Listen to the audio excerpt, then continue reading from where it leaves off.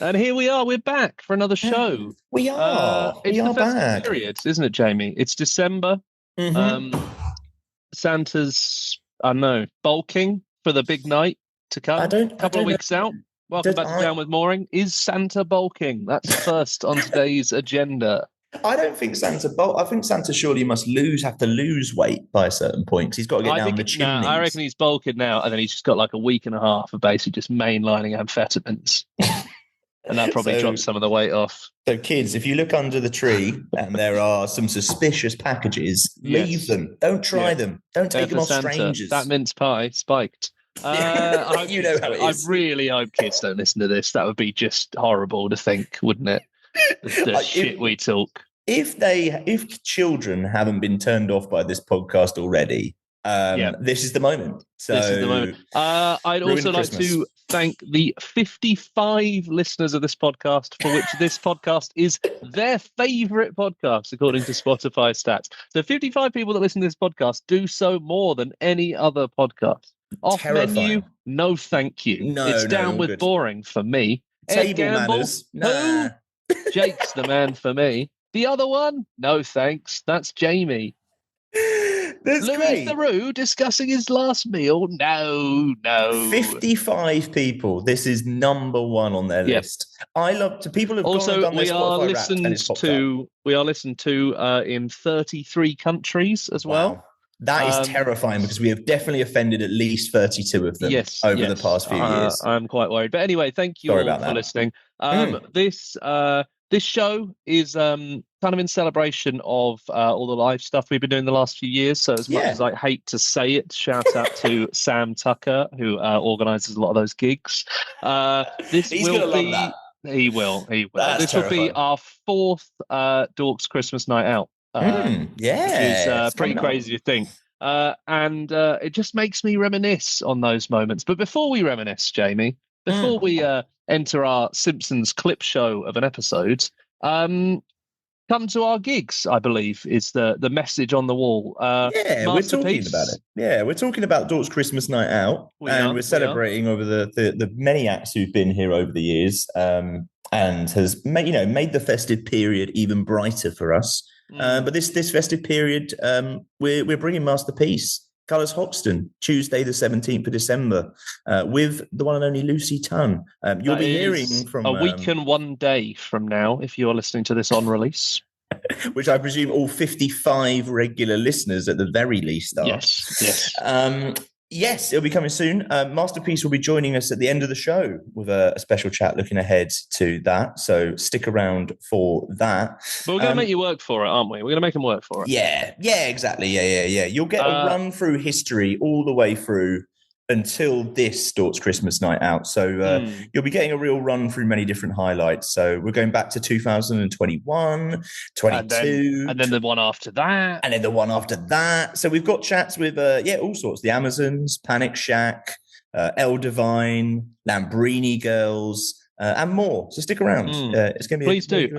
Also worth saying, as it is way less than a month from now. Tickets are flying out for our New Year's Eve gig, aren't they? They are flying out. Jamie's the kind of man who would say that with a twinkle in his eye and a lie in his heart. But I am simply too cynical to pretend these things are happening, and therefore it is true. If Jake is saying it, it's correct. Yes, we will be ringing in the new year at the 100 Club with the one and only Spectre headlining alongside L'Objectif. We have a raffle going. We do. We have some very ill-advised things going on, and we will all be there to celebrate. So please come along. 100 Club. Great venue, great vibes. We've got to work out. We've got the Dork DJs present the ultimate New Year jukebox, so we're going to have to work on that. Any suggestions, send through. Because at the moment, it is just the 7 different mixes of Ebenezer Good I've managed to find on Spotify. All 7 in full. And you would be surprised how much time that takes up. Or maybe you wouldn't. Who knows? Grab a ticket. It's New Year's Eve, the 100 Club in London. Grab a ticket to that. Grab a ticket to Dork's Christmas Night Out with Masterpiece. And if you want a feeling for just how fun these nights are, we're going to kick things off with our first ever Dork's Christmas night out, which I don't believe I was at the recording of. I don't believe I'm on this one. So we're kicking off with the worst of the bunch, not because of the wonderful Eldivine and Abby Ozard, but because I don't think I was there. But I haven't listened, and it was 3 years ago. So there's quite a large chance I was there, and I've just forgotten. So... You can hear my enthusiasm. I don't know if you can really hear the change in me. This is what I'm going to be interesting over the years. The change in all of us as the years have gone on. Am I a jaded, It's going to be hard to tell point. Whether you're more enthusiastic in the first one because you're younger or because I'm not there. Have a listen and find out. So, we're going to take it back right now to 2021 with the power of post-production. Let's go back to 2021. And here we are. Hello. Hello. We're back. Here back? we are. I don't know what order we're doing this in. We are officially here. We officially we here. were back on the one we did earlier, which we're playing later in the show. Yes, the mindset has really thrown me, to be honest. But we are here at the Dork's Night Out Christmas party. The Dork's Night Out. Here at Colours Hoxton. What a wonderful time it is. Live in session. And we're joined now by the legend that is a friend of the show. Famously, has been on before. What we love to see. Abby Ozard. Hello. Abby, Hi. how are we doing? Good, thanks. How are you guys? Oh, that's a good question, actually. Here, surviving. Yeah. Pushing on. I'm starving. I'm so hungry. Sorry if I'm a bit like, whoa. I'm just waiting for my chicken wings. Chicken rings. Chicken rings. They're going to arrive. Yes, great food here, of course. Sensei. Put on by us. It's not. We didn't do it. It's the I don't even know what the food is. What, the food? The food's chicken. It's like, yeah. Chicken like and vegan chicken. Yeah. Bit of chips. Can I get some free stuff? Probably. Yeah. No, I was hoping that, but I think I just get discounts. So if Abby can't get free stuff, there's no way. We're going to be asked to pay double. Yeah. If Abby's getting discount, we're paying double. I need the rest of the money. And you're like, no, but it says on the double. We're paying for everyone here tonight. I just end up paying full price because I feel bad. I'm like, ha. I didn't want to say, I didn't want to be... Sorry, do you know who I am? I'm actually about to go in there and entertain the masses. I'd rather just pay it. I'm not awkward, just to avoid the confrontation. But secretly, do you hope they'll walk in during the gig and be like, oh my God, I can't believe I charged this mega star. Yeah. She was just so humble. Superstar. They're going to be so embarrassed later on when they walk in and they're like, oh, shit. Yeah. Maybe you get stuff afterwards. Yeah, true. Maybe they'll throw some chicken wings on stage. In and around me. That's it. Yeah, we're going to fling some mulled wine about, which definitely will not be a health hazard to anyone. Abby, how are we doing though? It's nice to see you. Nice to be here. How are things in the world of Abby Ozard at the moment? How are things? Obviously, putting out a new track recently. How does it kind of feel? I guess I don't know. Does it feel like a new chapter for you? I guess in terms of music, in terms of putting stuff out. Yeah, definitely. It's like I feel like I've been waiting all year to kind of release these songs, and finally they've been released. So, but I've had to have the time to write. So it's a bit of a catch-22, isn't it? So, but yeah, it's been 7 months since Let's Play Pretend release. But yeah, I'm buzzing. Yeah. Do you know what? I'm actually all right. No. It just feels good. I mean, the Grown that I've just released now, I literally wrote it 5 years ago. So, I mean, it's getting a bit old now. But yeah. I love that. It's getting a bit old now. New song is out now, though. New song is out now. Please listen. Brand new as far as you know. Yeah, as far as you know. Yeah. It's fresh into the world. No, it's great. Exactly. I love it. And does it feel like, I don't know, because it feels like, I don't know, kind of like a difference in terms of what you were putting out before. Was that quite a conscious thing, or is that something that's kind of just developed, I guess, when you in your songwriting? It's kind of always been there, I think. I've just not had the balls to release it. It's always definitely been there. But this next EP that's coming is it's not all sad songs, don't worry. It's not all whoa. It's whoa. Shaky. There's a mixture. So it's not the whole new era. There's still hints at previous EPs and stuff. So yeah, I'm proud of it. Start sad, move into happiness. Basically, that's it. Yeah. Just it's build a good little mixture of rock, rock tunes and indie tunes. Just classic stuff. Yeah. I'm a rock chick. I like to rock out. Which we can obviously expect later this evening, of course. Yeah. Some at the rocking acoustic out gig. Yeah. Hey, some acoustic guys can, they can rock. If you play the guitar upright, it's a rock gig, no matter whether it's amplified or not. Is this your is this knowledge of like Guitar Hero? Yeah, where you're just as far as I'm aware. That is it. Or a classical guitarist, like yeah. Hey, it's a rock gig. Yeah. If they're doing that, I don't care what they say they are. True. They're a heavy metaler at heart. True. You're just there at the back shouting, yeah. Hey, throwing up horns at the fucking London Philharmonic.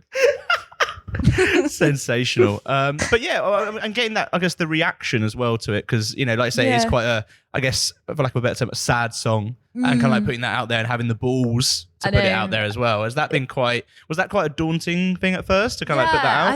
I think the build up, to be fair, was worse. Like I couldn't sleep. I was like, I knew it's not that much of a big deal. Like I'm making out, it's like I'm like Beyonce or something, but it was like I was so nervous, and I don't know if I was nervous because of like previous friendship groups and stuff being like, whoa. Yeah, all right, mate. Like, yeah. It's definitely not able what happened in 2014.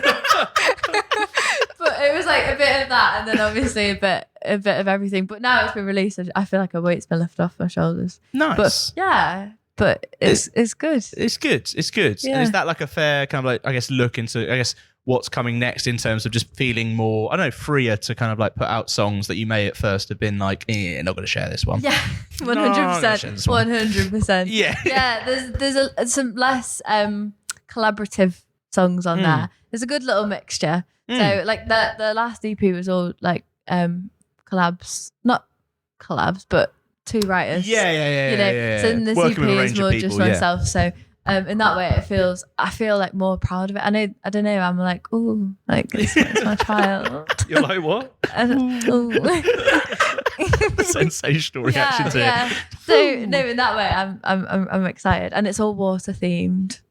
Which is water themed. Yeah, I've tried to make it dead conceptual. I'm not tried, it just kind of happened. Like I kept going into these writing sessions and like writing on my own, and I just kept coming out with like all water themed. Well, I guess if it's just you writing, you're gonna come out with the stuff that you're thinking about. The feeling concept like a mermaid. is Abbey Ozards. Yeah. There we are. Yeah. That's Yeah, it. the concept is. But I quite, Sounds like a perfume advert. Yeah. The concept is coming soon. Yeah, coming soon. But yeah, it's all like water themed, and it's like, I quite like tying everything in together, so it's all linear. Nice. Yeah. Nice. It doesn't just feel like a load of stuff thrown together. Yeah. And like all the videos and stuff, like they all like mean something. Yes. Maybe no one knows what that means, but at least I do. So that's Plus, then you seem more mysterious if people don't know. Yeah. Stay mysterious. Yeah. That's what we say. Like, that's kind of the story of this podcast, really. Is that we've stayed mysterious. Daft Punk duo. Yeah, I think. Don't know if anyone's comparing us to Daft Punk. Well, I am. Yeah, okay, aggressively. Well, then Daft Punk Stay is lucky. here. If you say it enough. Has it been quite, obviously tonight you're playing obviously like acoustically? Is that quite I don't know, like how do you feel about playing like acoustically? Is that quite a weird thing, especially if you're like putting out these songs that are like you're building so much around it and doing stuff? Like, is that quite a how do you feel about that? Yeah, do you know what? It's mixed emotions because there's less gear. Yes, to look around. Easier, and it's great because I can just come like, oh. But I do find them really daunting actually, because I feel like the band is like a lovely like little comfort blanket that I can look back and be like, there they are. But like if anything fucks up, I'll just turn around to Jack and be like, oh, you fixed that for me. But it's daunting. It's nice out. It's chilled. Nice. I feel like the set is so different though. Like I feel like completely different artist when I'm doing acoustic. So amazing. Well, perfect for Christmas. Yeah, true. You know? Exactly. It's something festive, Christmassy, isn't it, Jake? To be a different artist. No, it'll be good either way. I'm not sure if I agree on it being particularly festive, but I'm looking forward to it. You see a different side of people at Christmas. Like Santa. True. Like Santa. Yeah. True. Yeah. Naughty or nice. Yeah, what's he doing Santa in March? doesn't have a band. It's just him, you know. Acoustic. Well, the elves you can count as. No, they're like, back in the recording studio. On stage it's just him. Santa. Just a PA. Just Santa. One of my friend's kids the other day, not like older, she's an older friend, but they were in the car listening to Last Christmas. And she goes, is this Jesus singing? I mean, true. It is. Yeah, it actually is. Yeah, I know, like, to be honest. Yeah, to be honest. Yes. Famously all Christmas songs sung by Jesus. Yes. Well, that's why everyone remembers Jesus, for that banging, now that's what I call Christmas compilation. Yes. So did Last Christmas. It also does Christmas Time, Don't Let the Bells End by The Darkness. Same singer. Very versatile, Jesus. Really? Yeah, good guy. Wow. He was the son of God. He can do what he likes. He certainly can. Talking of the Son of God, let's talk about Christmas. Yeah. We are here. We are currently talking about Christmas. We're here at the Christmas party. You're segueing from Christmas into Christmas. To Christmas. Probably the best segue possible, I'd imagine. We want to know, Abby, because I feel like you will have a good insight on this. You know, the highs and lows of Christmas. What comes near us? How do we deal with it? What's good, what's not? We're going to say some things, and we want to know whether that would make it a good Christmas or a shitmas. Okay. For you. Okay. Basically, to stop whatever Jamie was delving into. Should I kick things off? Why not? Yes. Sleigh rides. How do you feel about sleigh rides as a concept, famously? Yeah. Sick. Go on a sleigh. Isn't it a bit daunting, I'd find, a sleigh ride, especially if it's flying in the air? Do sleighs exist?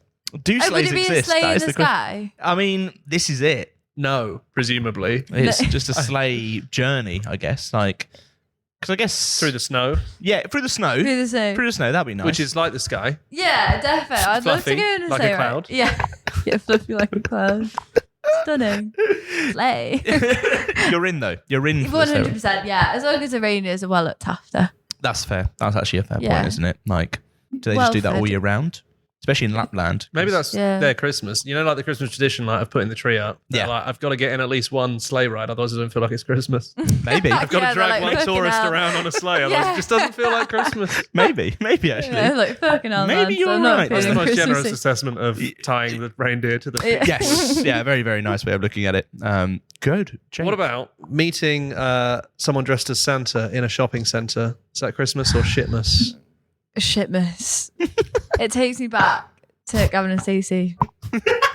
I watched it last night. You know when Takes Ness you all the way back to last takes night. me back to last night when I was watching Ness. You know, have you yes, seen of it? course. Yes. And she's like, oh. Yeah. Oh. It kind of reminds me of that. I don't know. I probably liked it when I was little though. But I was a big fan of Before Santa. you knew any better. Yeah, before I knew any better. Still am a big fan of Santa. But just not the But the Santa. real one. Yeah, exactly. the Not real the one. Santa. Don't want to see a that's not- tribute Yeah. band, do you? It's true. Yeah. I mean, we love the Foo Fighters. We don't love the Four Fighters. Yeah, famously. in No. Churchill Square Shopping Centre. Come Handing soon. out tiny gifts. Maybe they do. I don't know. Could do. Got the beards. Another one for you. Decorating the outside of your house. For Christmas. Of course. I mean, I've not done that. I just let my mum do it at home. What sort of decorations are we looking at? She always puts, I mean, I don't live in this house anymore, but she always puts like a little mini tree at the Great. top of the, like at the thing. And it looks so Christmas. Whereabouts? Where, like On the So, house. right, so we live next to a pub. So Mm. it's like, there's like another, I can't explain it. There's like two roofs.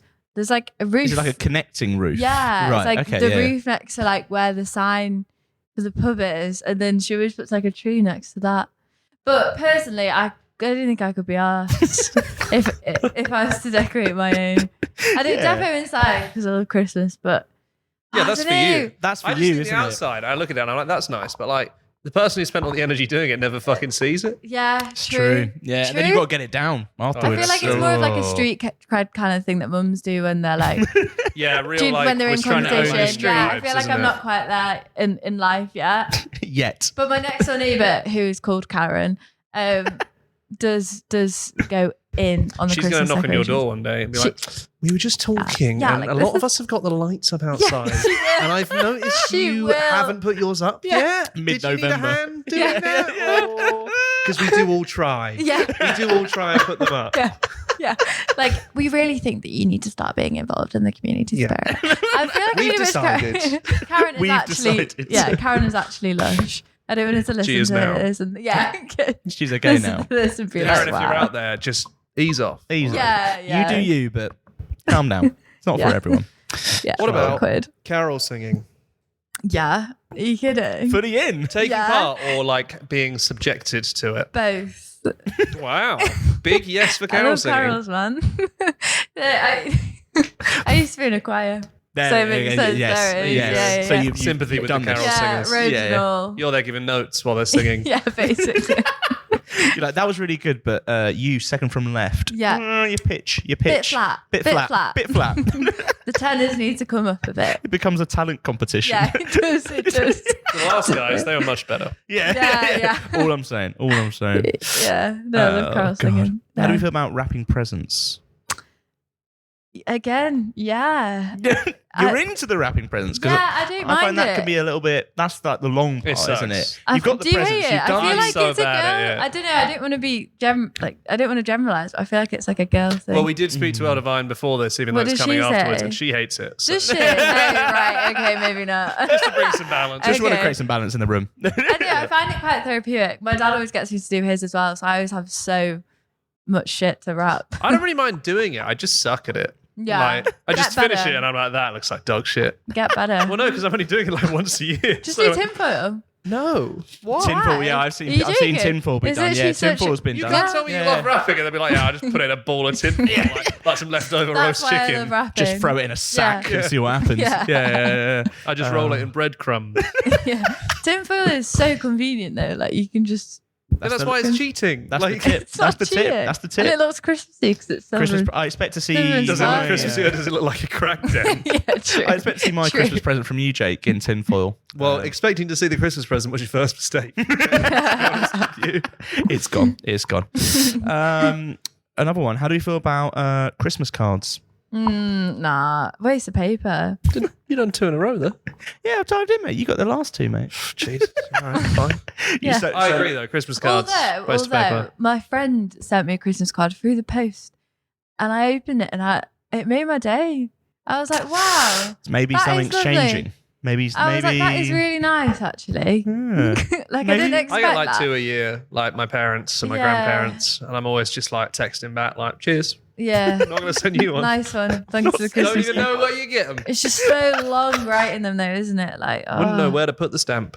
No. I might go back to sending, there's like e-cards that were popular in like the early 2000s. Yeah. Send an email with like an animated card. That'll be the one. Yeah. I think we should bring those back. Coming Yeah. soon. Near you. Elves as a concept. How do you feel? Christmas elves. Christmas elves. Compared to. Better woodland elves of the Tolkien style. Sorry. Didn't realise. A bit creepy. Honestly. A little bit creepy. Yeah, more than a little bit. odd, isn't it? I was waiting for you to say it, but It's an odd one. Have you watched The Santa Claus, the film? yeah. And it's quite an old film. Yeah. They're a bit creepy. I don't know, they have big red cheeks and they drink lots of hot chocolate. And That is creepy. I don't know how I feel about them. You watched the Santa Claus and you thought the weirdest thing about this film is those people with the red cheeks drinking hot chocolate. Yeah. Not the man who turns into Santa. Yeah. I that's fine. appreciate That's all the fine. work that they do, though. Isn't that one quite bleak? Doesn't he like kill Santa by mistake? Or doesn't Santa fall off the roof? He or falls something? off the he roof. falls Falls off off the the roof. roof. That's right. Yeah, Like, quite a opening- bleak opening. Opening Yeah. with Yeah. the death of Santa. That is a strong Yeah. Christmas Dark. film. Imagine mood. taking your kids Yeah. to that. Oh, there's a new Christmas film out. Oh, let's 5 go minutes along, in, let's they're go all along. crying Yeah, and yeah, stuff. yeah. Jesus. You Very see Santa dark. dead. Yeah. Fuck But it. don't worry. Back again. This geezer, Yeah. he's going to whack on the uniform. Apparently. Ruin his Apparently. life. Imposter. And Who's finally, gonna? the last one, ice skating. Christmas or shitless? Oh my God. I don't know. I'm not at Christmas. Christmas. That felt You know, like very I forced. I don't know because I'm shit at it, but it is funny, isn't it? Like me and my sister have got this plan next week to go to an ice skating rink, not ice skate, but just stand there and watch Yeah, people. if there's a bar like with a view of it, that's what we're, perfect. Yeah, we're gonna do. That's a 'Cause result. She literally finds people falling over like the best thing ever. Oh, that's the right place yeah, for it then, isn't it? She's The like, real spirit of Christmas, watching people fall Yeah. on a regular basis. in that way, Christmas. But don't It's plan so on going. shitmas, it becomes Yeah, Christmas. exactly. Yeah. And with the idea of Have you been on them ones that are like chopping boards and it's like plastic? oh no. Oh yeah. It's like a dead shit ice skating like an rink. indoor sort of like thing, isn't Yeah, it? Like, it's like they're always that shit, they're always man. like near an industrial park in Yeah, Kent or something, yeah. aren't they? And it's called like Winter Wonderland, like or like Frozen, like Elsa on the And it's ice. basically just a roller rink but a different colour. Yeah.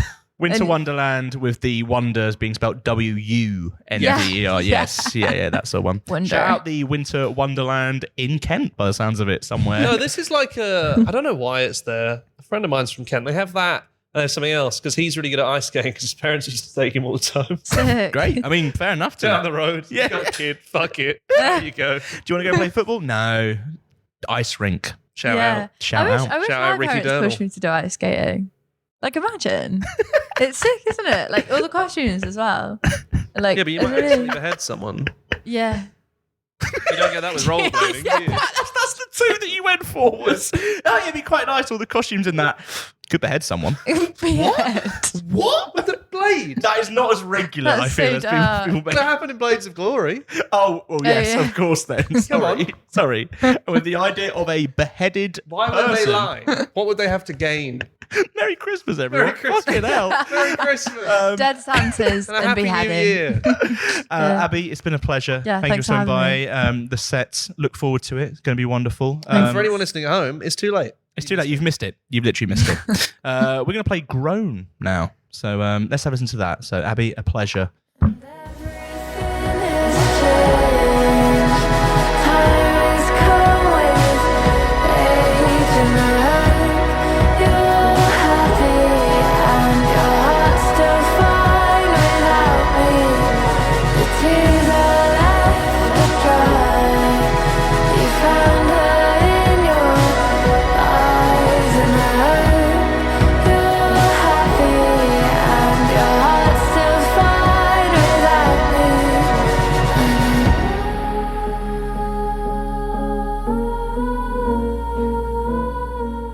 Here we are, the Dork Christmas party. Yes. We are nestled in Colours Hoxton, just around the corner from the kitchen. So living the best of lives, I think. Yeah. In what looks like an abortive Christmas party, I think. Yeah, no, that was definitely us. Actually, no, we couldn't afford any of these decorations. For the listener, I'm sure you're really enjoying this. Yeah, to set the scene, there's some tinsel, but there's also a load of packing boxes in the middle of the room. We don't really understand what this room normally is, but we've been told it's the podcast room for today, which is very upmarket. I mean, much better than anything we've been in our whole lives. But don't worry, we're bringing the market up because we're joined by our headliner tonight, El Divine. El Divine, Aye, aye. how are we doing? I'm we are great. here. It's Christmas. It's Ho, all ho, happening. Ho, ho, ho, indeed. A wonderful time. You have been on tour recently, of course, with the A Very Dork Christmas. How's it been so far? How have the shows been? Brilliant. I've absolutely loved it. It's like totally different than anything I've done before. Like basically do like an intimate acoustic set and then get pissed with all of my fans and supporters and blur the boundaries of what no, it's been really good, but they've been buying us fireballs, Jaeger bombs. It's been messy. But It's the show's Christmas. been great though. It's the show's Christmas. been amazing. Yeah, I love the highlights I've of the just been tour. hungover. Yeah, to clarify, this is after the shows. Right, not- yeah. Before the show. Well, actually, no. 'Cause I did do. I had on the first night at Hebden Bridge. I had a cup of mulled wine, and fucking spilled Elder it wine. down all. The of Elder us. Wine, of course. Yeah, Elder and Wine, of in the course. suit, one sip. I tried to be cool and was like, Julian, like, let's do the thing where you link arms and you drink it, and I just spilt it all down myself. So I was covered in like mulled wine for the rest of the show. But So on that Yeah. account, great. Going I might really make well. it a bit and like just do it in every set. Kind Yeah, of. the more you do it, the less embarrassing it will become. Yeah, It's but- like by London, like I'm like pouring buckets Yeah, down. yeah. I Wine was about on to say it. this is being recorded before the set, so Yeah, I know, we'll yeah. update you. Thinking We'll about update you at the end of the episode on what Be like exactly Harry, happened. but Maybe this mulled won't see the light of day. Stained everywhere. It's all happening. But it must be really nice to kind of like do these shows very different from kind of like obviously the last kind of like tour that you did as well. Yeah. You say it must be nice to do these shows that we've booked you for. Like, really, Must be really nice. pushing that up. Not Yeah. just saying, you know, It's nice to have allowed you to. nice to do the intimate surroundings. It is nice nice. to kind of like do that. It is. It must be. It must be, yeah. Contractually, it has to be. And I'm still here, so it's all good. But it also be nice to kind of like, those intimate shows. I guess It's what's the lush. biggest difference that you can kind of like see? Has it just been nice to kind of strip back a load of your songs as well? Biggest difference, no drums and keyboard, really. The literal difference. Yeah, No, I'm there it joking. is. No, it's like I think a lot of people have came up to us after the shows and have been like, it's nice like to actually you can like really hear the lyrics and hear the songs and like hear your voice, which is actually quite nice now and again. 3 really important things. Always good. On the checklist. I'm a bit gutted that those weren't things that people noticed on the other shows. I'm like, oh, what were you watching then? Yeah. What were you here for? What were you? The drums and the keyboard. Yeah, famously. Yeah. There's like, we would have come along, but unfortunately, there's no drums and keyboards. But it's nice. You get to chat a bit more and like talk about the songs and like. Yeah, it's just, I guess it's like, people aren't like partying and dancing and talking and stuff. So, well, I mean, they shouldn't be talking through my shows anyway, but you know what I mean? It's like, but you now hear you a can pin catch drop. them out if yeah, they do exactly. it. In Newcastle, because there was a majority of my family in Newcastle as well. And just all throughout the set, I was just like, shut up. But it was good. I've got this idea that you would have spotted your family as well, but I knew you'd be the ones talking. Honestly, right? So there was like at the Three Tanners gig, there was like a sofa behind me and like basically on the stage that it wasn't really meant to be used. And my mum like just planted herself there. And then halfway through, like being in her bedroom, like a really quiet, just me on guitar. Like my auntie just came over and started having a fucking chat with her, like halfway through the thing, and like everyone can see. And I just was like, "What are you doing?" I was like, I turned around and like stopped the song, and my auntie just waved at me. I was like, "No, incredible." Like, this couldn't wait. This couldn't wait. I needed to have a chat very quickly about this. But it was amazing though. It went off like everyone was singing every word, apart from my auntie and my mum. But I mean, famously, there was a gig on at all. It's good though. They just thought you were just down there, like on a regular night. You're just like, here I am knocking about, like a casual one. Yeah, nice. And I guess it must give you. I guess this feels like a nice little, almost like stopgap between kind of like say this year putting out music and then looking ahead to next year. Yeah, totally. Does that very much feel like that? And I guess for next year, do you kind of have this kind of idea of exactly what you want to do? What's kind of gonna come, I guess, as well. Yeah, I mean, I'm working on like I've been writing an album this year. So, well, I mean. I don't know. I've been trying to write an album. You've been writing stuff. Yeah, I've been writing stuff. I hope it's an album. Yeah, I think, well, in my head it is. Yeah. So I've been doing that, and so hopefully we'll be able to like work on that more and get that out, and then the shows will just be playing that. I hope anyway. That sounds like a good plan. Yeah, that's how it goes. I think. Yeah, gonna back up that plan. Write the album, release the album, play the album. Perfect. Write the theme tune, sing the theme tune. Yeah. Sensational. I do have to bring up, I saw a video not too long ago of you at a Sam Fender show. Oh, yeah. Where it seemed like you were screaming into a camera.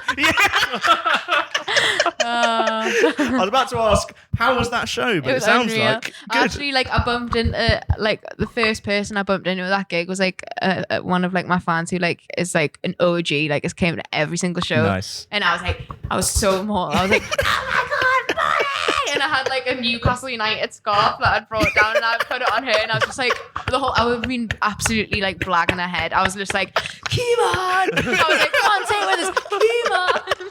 I was just trying to make her a Geordie, but it was really good. It was a messy night. It was unbelievable. Sensational. And I'm glad that the Newcastle United scarf is somewhere. I presume you got it back. Yeah, I did. I took it. I was like, mind, I'm having this back after the show. Yeah. We've had fun, but I do need this. Yeah. It's cold out there. It's You've quite got your chilly. picture. Now give it back. It's very cold outside though. Please kind of like put it together. But it also, I don't know, gives you inspiration, I guess, to look ahead to doing those, I guess, bigger shows as well. Yeah. Like you obviously did Heaven and kind of like looking ahead. Is that kind of like the goal for you to just keep doing these like bigger shows as they come? Totally. Like, Bit is of the both. goal to do bigger what? Yeah, bigger shows. As opposed to all those musicians that don't want to do that. I mean, that's the goal to get bigger. I did my bigger shows and then did these tiny little intimate ones. Exactly, So, you know, Jake. Of course. sometimes, you know. But I assume that the Go idea back was to to do the- those and then go back to the bigger I think ones. we're just going to Get get smaller and smaller.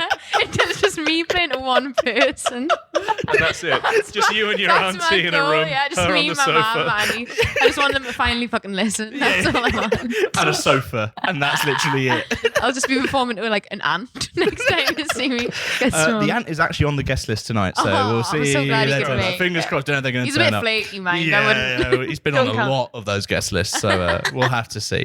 But bearing in mind, as it is Christmas, before now would be a good time. You know, we obviously discussed Christmas in depth on our last on your last appearance. Which on really the shafted podcast. us for this one, to be honest. Really fell apart, to be honest with you. So we thought, well, we're going to have to talk about Christmas again. Yeah. And with that in mind, the game is a real high quality one. So we're going to have Jamie singing Christmas songs to you. No. You don't need that. You do not need that. No, can you explain this? Because I've forgotten it. Yeah. I just got a list of things. It's called Merry Christmas or Merry Shitmas. Right. And we very much want to know, would this make What's your verdict on these classic Christmas What was it called scenarios? in the last one? Was it? Is a very dork Christmas or a very down. dark or down? And we got into a debate about Christmas that. is better than that. Yeah. Well, I mean, it's more obvious, but fine. At least we're improving. Yes. That's the one thing, right? I suppose. Jake, do you want to start? So we're going to just name a variety of different things that come with Christmas, and we just want to get your opinion on them. Xmas or Christmas? Yes, that's the fella. So sleigh rides. Do you like sleigh rides? I've never been on one. Would you go on a sleigh Yeah, ride? 100%. Would it improve Christmas. your Christmas? Yes, that would improve my Christmas. Totally. Where would I be going? Would I I think just sort of round. Is it on the ground? Does it stay on the ground, or is it like a legit sleigh? Like The actual sleigh. Is it Well, I guess sleigh? it's not really happening. So whatever you want. Yeah. I guess. Okay, yeah, true. Up to you. Yeah, sleigh. Do sleighs actually exist? Like what? Just sleighs exist. Yeah, but Do what's the sleighs classic? exist? Like, are Does they? a sleigh exist? Yeah. Yeah. Does a sleigh exist? I'm asking a question. I haven't seen them in real life. You haven't seen a sleigh? No, I haven't. But like, do they knock around Lapland or They like? do, but I don't think they can fly. No, I don't. I don't think. But they do exist. Well, no, the sleigh can't fly, is it? It's the reindeers that can. Well, they can't, but Which actually would mean that while they're going, the sleigh would just be hanging just sort of like- vertically. Yeah, no way. Why? Yeah, that's so true. So on the ground, yeah, probably Christmas though, I'd love to go in a sleigh. putting You it should out have brought there. one. Yeah, I'm not sure Hoxton Square has much snow at the moment. Yeah, I'm gonna be honest, the show budget didn't extend to a flying sleigh, but next year, Yes. next year we'll do it. The next one, meeting Santa in a shopping centre. Like the shopping centre Santa, not the Santa in a Xmas. shopping centre. Xmas, not a fan. It doesn't sit right with me that these kids are like sitting on some random dude's lap. Like, I agree. I don't know. Very It'll odd. just never sit right with me. In I the don't trust grotto, them. this is like coming along, and also Grottos don't have a very good rep either, do grotto. I they? know it's a the bit. name. Like if someone said to you, like, grotty, isn't it? through here is Do you wanna my come to grotto, my you'd be like, I'm calling the police. I've got a Like, present for you. So I'd be like, no. It's not nice, is it? Like, Don't like it. No. Shit, And I'm also- not going to be doing it anytime soon. Also, they give out shit gifts usually, don't they? well, yeah, Yeah. I mean, it's never worth what you pay, is Selection it? box. I'll Yeah. go for a selection. I'd sit on Santa's knee for a bit of chocolate. Like, Well, that's changed very quickly. Have you ever done it? Yeah, I've done it. Yeah. It's just basically like Christmas cracker toys. So I got like, I think I actually got like a Christmas crackers set with That's one of them, fucking dodgy. and I got like This a is ball. Croydon, isn't it? This is Croydon, yeah. To be honest with They'll you, do that to you. Live, don't go to Croydon. the That's basically Croydon my. grotto. I'm from the grotto, I mate. think that's how they describe it every year. Yeah. Jake, Decorating the outside of your house for Christmas. No, I haven't even got a tree, you know. I feel really bad. I know. I'm just like, are you been busy? I suppose. Like, Yeah, true. You wouldn't have seen it, I guess, if you did. I don't think I've been busy enough to be like, I haven't been able to put up a tree.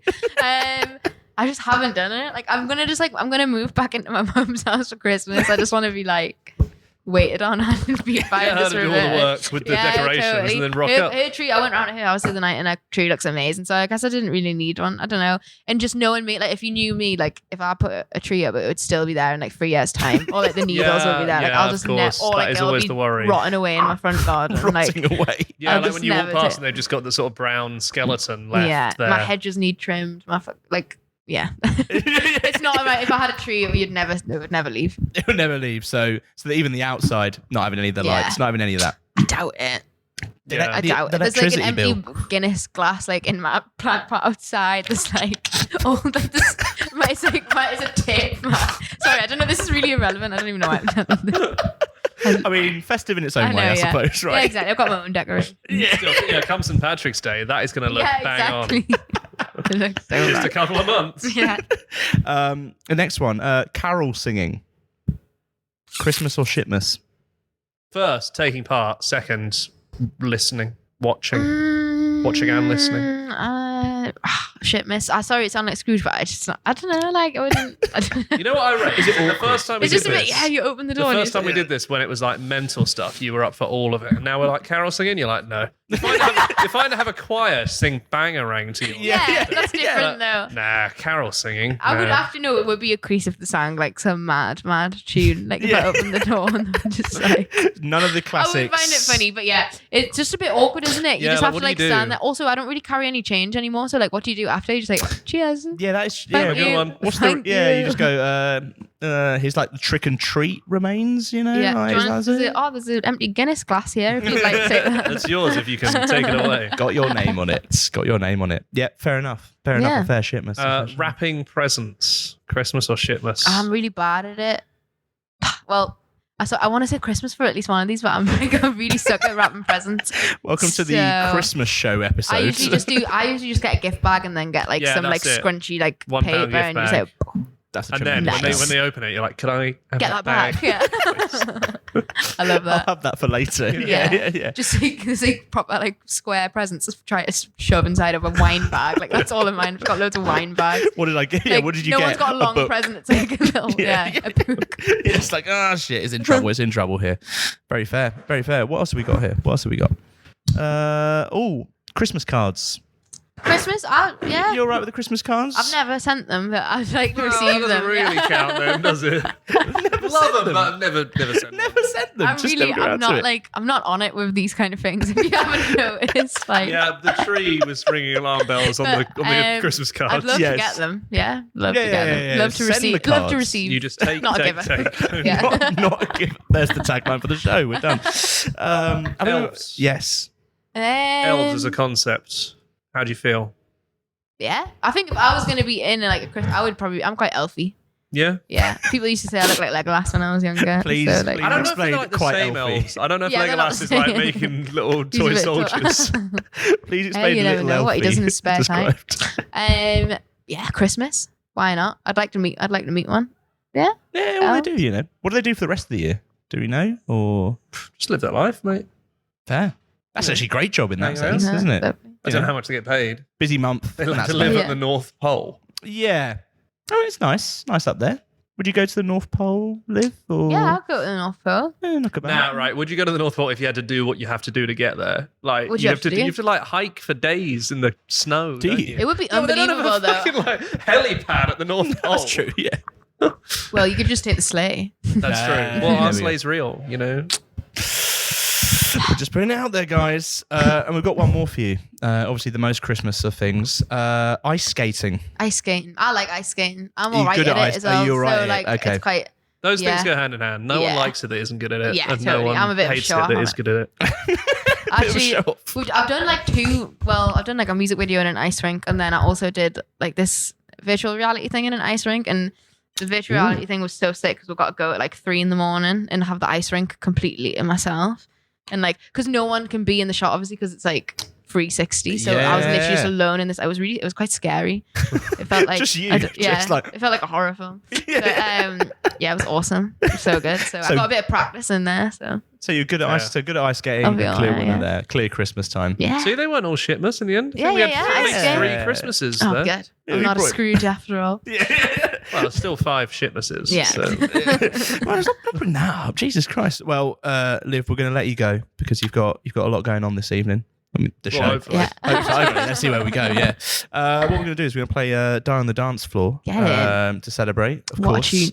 Have a wonderful time. Have a wonderful Christmas time. Thank you. You too, guys. It's a very festive one. But Merry Christmas. It's Die on the Dance Floor.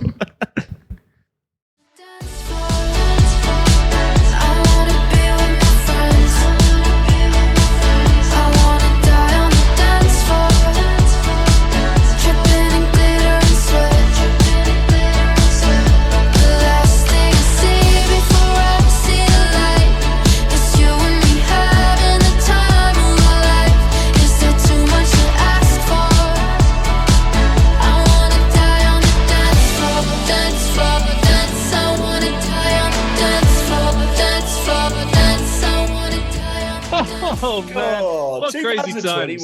Hey? 2021. 57 prime ministers ago when we had hope in our heart, air in our lungs. Think about that, eh? Air in our lungs. Air in our lungs. We didn't even know the full extent of the monstrosities that Greg Wallace had committed at that point. Fucking hell. Yep, straight in. Don't worry. Other things that happened... That's bad times, isn't it? Let's move on. That's not very Christmas. You had to think about 2021. That was when the global democratic erosion continued. So that happened then. Great. That's good. That's a good one. This list is quite bad because the Taliban returned to power too. So okay. Not so great. 2021 events brackets good. I'm just going to Google here. Yeah, there was hope for stabilising the climate. That doesn't sound real, does it? No. We started the year with January 6th, the insurrection against the Capitol. So that I guess I would like to think most of the people listening see that in the bad column, not good one. Yeah. Also in 2021, we lost Prince Philip passed away. So again, it's kind of. We're not going to answer that one. Yeah, I've got this list, and a lot of them are quite wishy-washy, so doesn't feel great. The most diverse Oscars nominee list in history was unveiled. So there we go. And speaking of history, we spoke to the Amazons in 2022, I believe. Yes, James. that was very big one. That was a big... I believe what we did was we booked them for a very small venue, and we both walked past an assembled queue of Amazon superfans into the bowels of the 100 Club to bother them. Yeah, that's exactly what happened. It was 2022, the Amazons. They'd only recently just headlined a sold-out Roundhouse in London. But the Amazons, of course, friends of the show. Yes, thank you to them. What I love a lot about the Amazons, or maybe what scares me, is that every time we do mention them on the show, the next time we see them, or maybe even on social media, they will get in touch and say, "Oh, cheers for that, by the way." So maybe yes, maybe the Amazons are one of our 55 top listeners.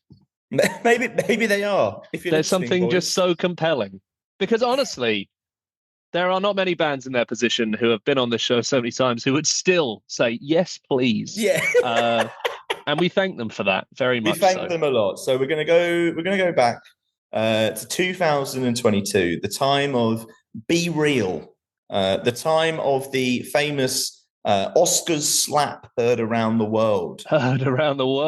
After such a diverse group of nominations as well. I know. Take my wife's name out of your fucking mouth. We won't be including her name, but we will be including the Amazons. And maybe when you listen to this, you can just think back to the Congress of Peru removing President Pedro Castillo from office and arresting him after he tried to dissolve Congress in a coup attempt. Vice President Dina Boluarte, of course, becomes the first female president of Peru as a result of this. All of our Peruvian listeners, thank you very much. And thank you very much. Yes. Is the Amazons. Here we are. We're at the 100 Club, the legendary 100 Club. We are here. It's Christmas time. It's wonderful. And we're joined by the headliners for the Christmas party this year. It's the Amazons. Amazons, how are we doing? How are things? How does it feel, I guess, to be here?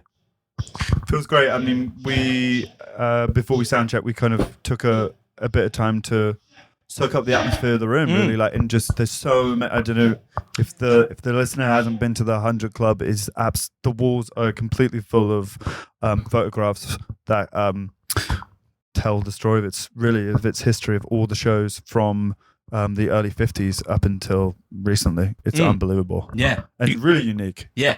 I was speaking to Ruby, who's the venue manager here. Shout out Ruby. Shout out Ruby, of course. Fourth generation in the family biz. Sensational. Of running the 100 Club. And she said it's the biggest, it's the oldest continuing running venue in Europe. Sensational. Yeah. Do you have favourite photos so far? What's your favourites? That's a good question. Everyone's had a look around. There's a Sex Pistols one that's great. There's a Howlin' Wolf one that's great. There's a Son House album cover that was shot here next to a White Stripes photograph. Here we go. And the story is that Jack White formed the White Stripes after falling in love with Son House, and in particular the record that was recorded at the 100 Club. Amazing. Yeah, it's amazing. There you go. So you're there looking at it like, oh yeah, this is what he's been talking about. This right here. And there's also a photo of it's in the mid-50s. It's just a scene of essentially the audience members it must be in the early hours of the morning, and there's a couple like kind of all over each other. There's a guy who's like huddled up in the corner with his eyes closed, and it was just such like a captured moment and I'm sure every single person in the picture it was completely unbeknownst to them that they were having the shot taken, I guess, until the flashlight burned their eyes. And then it became pretty clear at that point. I think that's a lot of the beauty of a lot of the photography. Of course, you look at all the stars and stuff, and all the people who went on to do amazing things, or the Stones or whatever. But just to see this kind of visual history of the types of people who were frequenting the club was as fascinating, if not more. Yeah. An amazing thing to see. Jake, what's your favourite photo here? I don't know. I just want to say, Courting earlier said to me, "Are we on the podcast?" And I said, "No, you were on it less than a month ago." And I think their revenge is to sound check during this interview. Ooh, yeah. So anyone listening at home, that's what's happening in the background. It's a great venue. It's not one with a good podcast recording space in it, as is the nature of an old venue. It's a fair sacrifice. And how's it feel, I guess, playing here at the end of, I guess, a huge year for you guys as a band? Obviously, putting out kind of like the third album and kind of seeing that reaction as well. Like, how does it feel, I guess, coming to the end of 2022? Like, how would you, I guess, sum up the year if you can even? I mean, there's so much going on. I'm going to be really candid. I'm really done with this year. Yeah. I'm really done. Yeah. It's been a really turbulent year, and that is not without its highs. And it's been there's been some amazing times this year, but this whole year there's been lots of moments in our lives personally and as a band where I've kind of kept on going back to this mantra of like, wow, this is a really transitional year. Yeah. And I think to use the C or P word, but I think the preceding couple of years, I think we're still processing it, and I think the dust is settling, and that seems to be coming up in our lives in like really weird and interesting ways that we didn't foresee before. It's not been an easy year, I have to say. I mean, we're immensely proud of the music. That's probably one of the highlights. Such a boring answer for your questions. when it's like, what's the highlight? And music. You want like being soaked with champagne by Steve Aoki, but actually that didn't happen. But it's releasing the damn music, man. It's releasing the album was the best bit. But of course, you know, Joe left. Our drummer left. Like, whatever way you spin it, it's difficult. Yeah. Of course, it opens up more opportunities for us to do something different because there's different personnel. But you know, we were in a band with that guy for 8 years, so it's still coming to terms with that. And I'm fucking done, man. Yeah. It's like, and this year is over. It is over. After tonight. What a good way to finish the year. Yeah. With a great gig at like a venue that we've always wanted to play at. It's like bucket list stuff, isn't it? Yeah, absolutely. And I guess for you, like in terms of obviously you play a lot of like landmark shows, it feels like the Roundhouse obviously felt like a huge show for various reasons, of course. Like, what does it feel like, I guess, coming off the back of like those shows and seeing the reaction, I guess, from people to this album as well? Because it feels like people have really connected with it in maybe ways they didn't before. Like, how does that kind of like feel for you guys? It feels good. I mean, to play the Roundhouse was amazing. It was one of the more characterful venues. I mean, I was saying to the boys earlier when we rolled into the 100 Club, like we've been spoilt with London venues this year between the 100 Club and Roundhouse. Like that's history right there, and that's what we love. We love that kind of stuff. Just to like slot into the tapestry of rock and roll, you know? Yeah. That's always cool. Yeah, what do you think? Yeah, I mean, the Roundhouse was super fun, and not only because the venue was really good, but I mean, just as a marker for the entire tour. Yeah. I felt like for the last 2 albums, we've released the album in like May, and then we've toured it in October. So this time we only had something like a month between releasing the album and then playing these like 2,000-3,000 rooms. And we were a bit nervous about that, but we ended up being overwhelmed by how much people had connected with the music, as you said. And, you know, people were singing back like lyrics that I can't even remember myself. Yeah, did we write that? Was that the lyric? Was that it? So yeah, it's been really, especially coming out of the pandemic, it's been super like a nice reminder that like we have an incredible community around this band. Yeah. We love them to bits. Exactly. It was a mad time to tour, honestly. Yeah. Because to jump on the tour and realize that Sports Team and Inhaler and the Snuts and other bands that were doing, like even Maximo Park, and all of these bands were playing these same venues. Yeah. Literally the day after. Yes. So it was like, there was a couple of shows. You care about these things where you want people to buy tickets, you want to sell the shows out, and we're kind of going, oh shit, we're rolling up to Norwich and we haven't sold it out or whatever. And it's like, I look at all of the other bands playing the next day and the same week, and it's like, one is. It's just a busy time. Really busy time. I was speaking to some fans after the show, and I was like, I put it to them, I was like, what are you guys doing? And they were like, well, we can't come to 4 gigs in a week. We're not going to do that because we don't have the money. Yeah, exactly. So it's just this real interesting time. I think that is pretty much ever since festival season, which was an absolute clusterfuck in itself. As soon as that finished, everyone went on the road. Yes. Everyone. And no one's got any money. Yes. Because it's not just the ticket. It's everything the included. Fucking booking fees. We'd like to know that Ticketmaster do not sponsor this podcast, so we can shout them. Booking fees. It's the beers. The travel. It's the travel. It's the pre-drink. It's all the rituals that go around the gig itself. Yeah, cost more than they did. Yeah. And it's not like we're making more money. Yeah. So, I think that put into perspective what it means to be a band after a pandemic. Yeah. Honestly. Yeah. And it made those shows more triumphant. It was like, fuck, you guys chose us. Yeah. Think about how many sick, awesome bands and acts are on at the moment. Yeah. And you come to our gig. Yeah. That's cool. Yeah. Sorry to the other bands. Yeah. All the other bands that are playing that night. You look out there. But that made us. It was that's a different kind of appreciation. Yes. That we haven't, because of the whole context of the whole thing. Yeah. We would never have been able to access that kind of almost gratitude that we're doing it. That it means more that they're turning out, not just like in a normal time, like right. I think we're probably just older now and more like reflective, more sentimental. Yeah, a little bit. A little bit of that. And I guess now looking ahead to next year as well, your focus is very much, getting out there and playing more shows, playing live. Is it kind of like this new? I don't know, I guess in a lot of ways a new chapter, a new kind of a new start in a lot of ways for you guys. Like you say, you've had this huge year of transition and a lot. Does it feel like that for you, where it's like, right, next year it's almost like a new kind of version of the Amazons that are stepping out there? Yeah, I think so. And as the dust settles a little bit on this year, we've kind of been in the studio writing and recording some more stuff and working out where we're going to go next. It's really hard to put your finger on specific themes before you start. It's really just about following your nose and just putting together a collection of songs. And what are the songs you keep on going back to? That's the kind of stuff that really informs.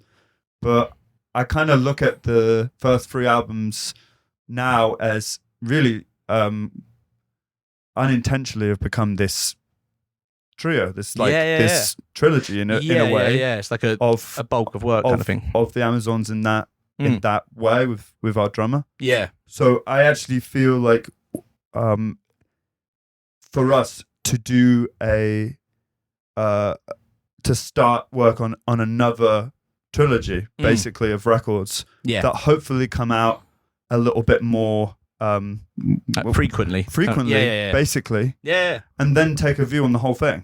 Amazing. Because I don't know if I want to be in. I don't know if we want to be a band who are just throwing out records and get onto your 10th and 11th and all that stuff. There has to be some sort of end. Some sort of direction necessarily. There has to be some sort of pause. Because otherwise, if you're a fan of the band, there's no jeopardy. There's nothing interesting about okay, cool, it's 2050 and it's the 15th Amazon's record. That's really cool. But do you know what I mean? Look ahead to that, everyone. It'll be 1 hour. How amazing to just when you think of like a Messi or sports stars and stuff, because they've got such a limited window. Yeah. It makes everything something much more intense, like to battle against the clock to win. I think there's definitely a creative sell-by date that some acts like to push through and pretend it hasn't happened. Yeah. So I think we're more interested in the Amazons as a recording entity being finite and not going on forever and past our welcome. So we're just getting our heads around the next 3. Working it out. Amazing. Well, we'll be back with a game after this, after you laying out exactly your plans for the coming 50 years. And the film. and the motion picture. It's all coming very soon. We'll listen to this is Northern Star by the Amazons.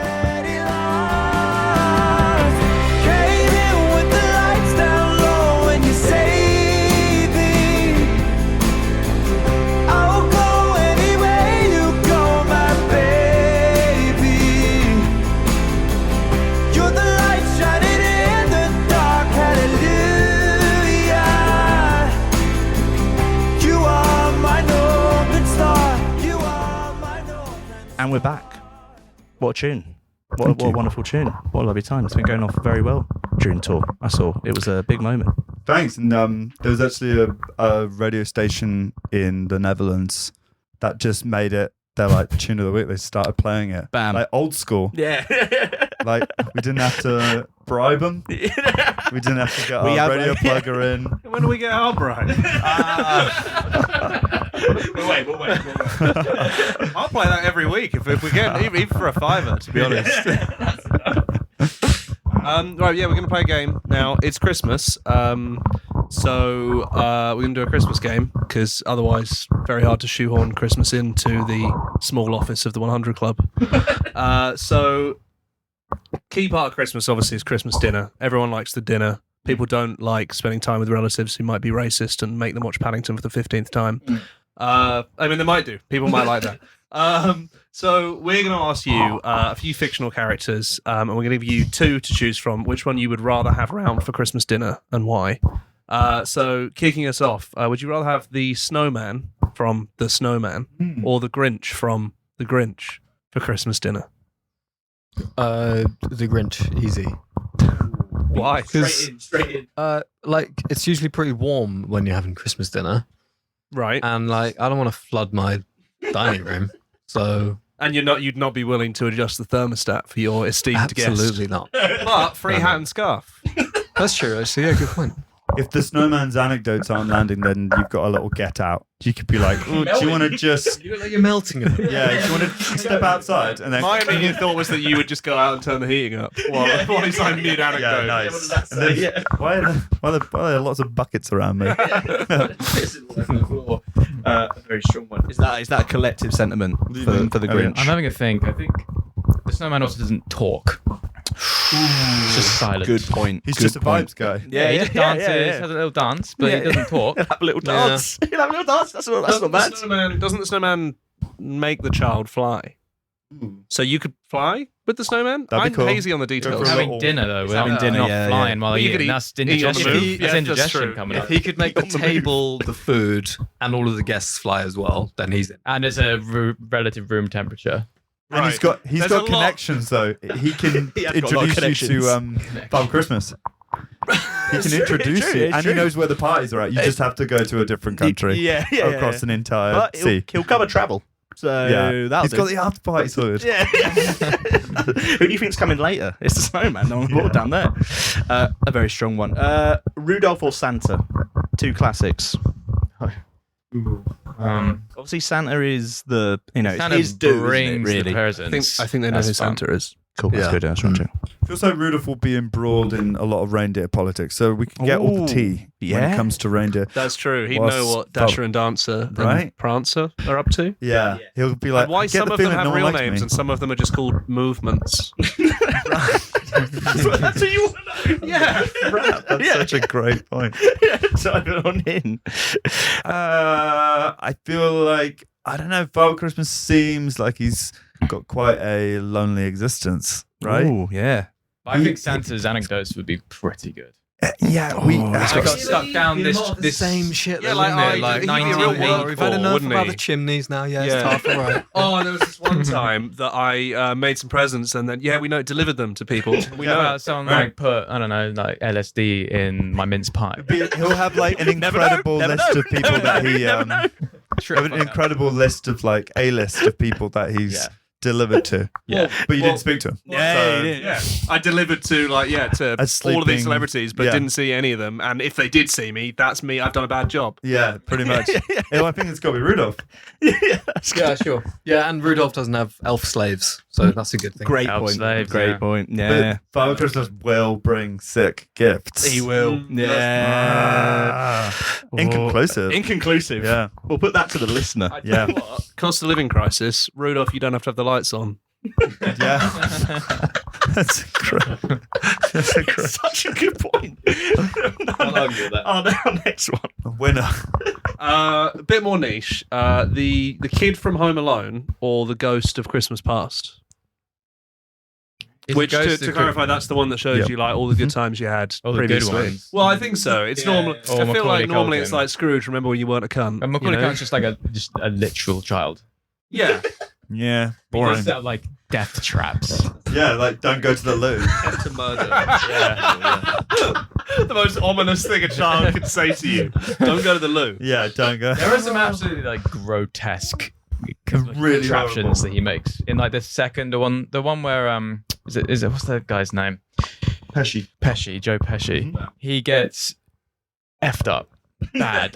He And gets also, like what I electrocuted don't like is how on fire and how stuff. easily they come to him.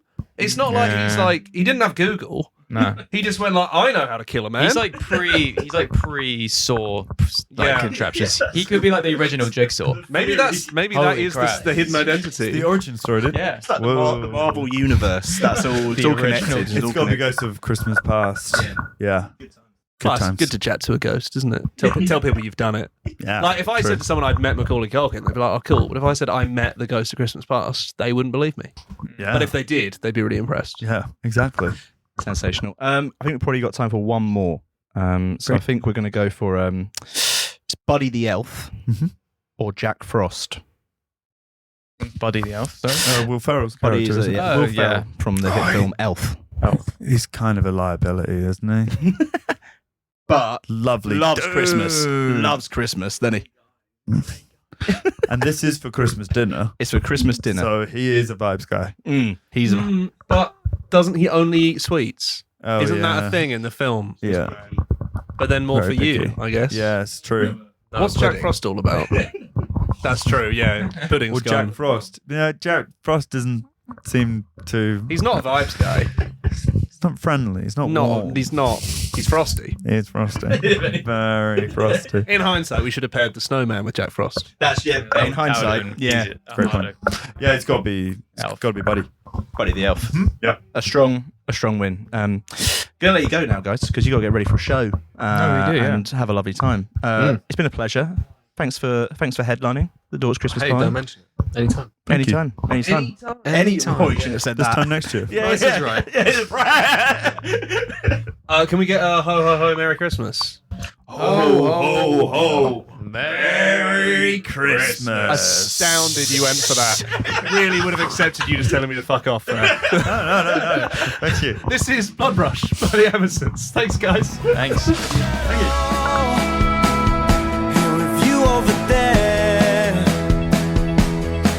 in the middle, and we're struggling for air, lie to me, tell me anything, just lie to me. All I need, anything you give is everything. For all of those times, the ones we can't win. God, what a time, eh? Oh, I feel like I'm aging by the seconds. and here we are, What a time. 2023 right now. God, here we are. You can feel it in the room. 2023. You can feel it. It's right here. It's right here. 2023. What a time. Did you have a great 2023, Jake? I literally can't remember. Great. Rihanna played the Super Bowl in 2023. That was a big moment. Who can forget Barbenheimer? Also. Of course, Barbenheimer. Were you Barbie or Heimer in this? I watched both, although I think I actually ended up watching Barbie first, but that was due to scheduling only, as Oppenheimer was longer and harder to fit in. Okay. That's I've got to say, I think about Oppenheimer more than I did do Barbie on a daily. I mean, I read the Oppenheimer book after the film. I didn't buy a load of Barbies. So on merchandising alone, I'm an Oppenheimer man. Okay, that's fair. That's very fair. Also, who can forget Jeremy Renner escaped death? He did indeed. He made it. So shout out Jeremy Renner. We love Hawkeye, I guess. And of course, Somalia was admitted as the 8th member of the East African community. Presumably that's good. I'm all for cooperation and chatting, which is why I'm so excited to return to a time when we spoke to Panic Shack in a dressing room, Lambrini Girls on a staircase, and the Itch in an office, all within the confines of a tiny, tiny venue. Possibly the only way we could have spoken to them all in separate rooms, unless we spoke to one of them on stage. That was a really great show. That was very good fun indeed. A lot going on, a lot of crowd surfing, a lot of action. Also worth flagging after this show, we were looking for a drink somewhere around the vicinity. And the only place this was a low point, wasn't it? Was Simmons in Oxford Street. For our international listeners, which there are, of course, many, because there's multiple countries. All 32 countries of you. Maybe 33 if no one in England listens to us. Maybe, exactly, which is a high probability. We ended up in a Simmons. So to describe a Simmons is maybe, what can I say? Think of the cheapest pub you know and how bad it is, and then imagine if it wasn't cheap. Yeah. Yeah, that is that. Off of Oxford Street, we were there and we thought, well, at least we found somewhere to have a drink. And we were followed within minutes by Panic Shack, also looking for such a drink. A beacon to the weary in a cold, dark night. So let's go back to 2023. And this is from Dork's Christmas Night Out at the 100 Club with Panic Shack, Lambrini Girls, and I believe we start with The Itch. We're back at the legendary 100 Club. This is the first of 3 interviews. We're here at the legendary 100 Club. Yeah. We're just recording them in the wrong order. Yeah. We're here with The Itch. Hello, The Itch. How are you? Yeah, we're good. Thank you. Hello. Just before this, we found out that you had half an hour or less till you go on. Yeah, half hour now. Well, I found out. You already knew. Yeah. Good. Well, thanks for taking the time, guys. You've got the questions, Georgia. Do you want us to read them out? I do have the questions. I can read them for you if you want. No, I think that'd be quite nice. Yeah. We all just read through and go back and forth. That would be done. Can we ask you the questions? Oh, actually, go on. Yeah. So, for a first year as a band, how's it been, guys? How's it been, Jake? I think it's been... We got no songs. Yep. Can't play our instruments. Yep. Before we started, Simon said our mics were shit. Not great. So it's all going really, really well. I mean, that sounds pretty similar to us. Yeah. Shit mics. Not really anything happening. There's real anticipation for the set that's in a half an hour. A wonderful time. How has the year been for you guys? And I guess introducing yourselves to the world, if you will. How's that been for you guys? Just getting out there and just playing shows, like very much just like taking each one as it comes. Like, how's that been? Getting out there.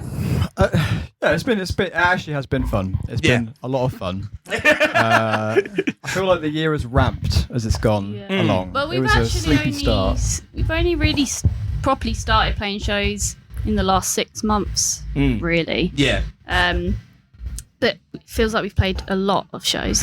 Yeah. It feels like there was kind of like this soft launch, and then like in the last 3 weeks, you seem to have done about 20 shows or something ludicrous. This is the last one for the year, isn't it? Yeah, though we did just get offered another one. On the way here. It's like in the street or via email. Yeah. Just around like, are you guys in a band? Yes. Would you like to play a show? Yeah, they could tell by how tired we looked. Yeah, you look done in. Another show? Yeah. Have a nice time to be there. What's it been like? I guess I kind of like just playing shows without any real like I say, no music out and just kind of just playing to play to new audiences and just to like, I guess just like kind of hone things as you go along. Like, what's that kind of been like, really, I guess? It's been really nice, actually, not have it like just at we so far it's working better. Yeah, it's worked. We were like laughing. We've been booked for some pretty good festivals that we can't announce yet, but we don't. We feel like con artists. Getting the offer free, like, really? Yeah. We're going to see how far we can take it. Yeah. Just never release music, basically. Yeah. Just continue on in that regard. Yeah. Is there a sense, though, when you play live, that there are songs that people are treating as the singles, even though you don't have singles? Or is it a sense of everyone's just there like, I don't know what the fuck's going on. Are you going to play that REM one at the end? That was an early. Yeah, that was an early. Yeah, I'm a very devoted fan. Yeah, there are ones that have kind of made their way around socials a bit that like kind of people seem to like film the same songs each time. Yeah, it's getting a bit boring getting the same story after every show. Yeah, I know. So yeah. Let's see what comes from tonight. Just take anything else except the normal ones. Are there any songs that haven't been filmed that maybe we could whip up some filming for? Yeah, we could do that. No, probably. You're Probably not going to know the them first because song. they haven't released them. Yeah. Well, I'll say the song name. You know. I would say the first song because first song, people okay. are still figuring us out at that point. Maybe. Yeah. No one's like quick, like, oh, better get this one. Yeah, it's like actually going to wait and see how it goes. To be fair, It's also hard to predict the drops. yes. If you can predict the drops, then you can get a cracking story. So it's kind of like a Skrillex kind of scenario. Yeah, it is. Yeah. People are going to be so disappointed when we actually release a track.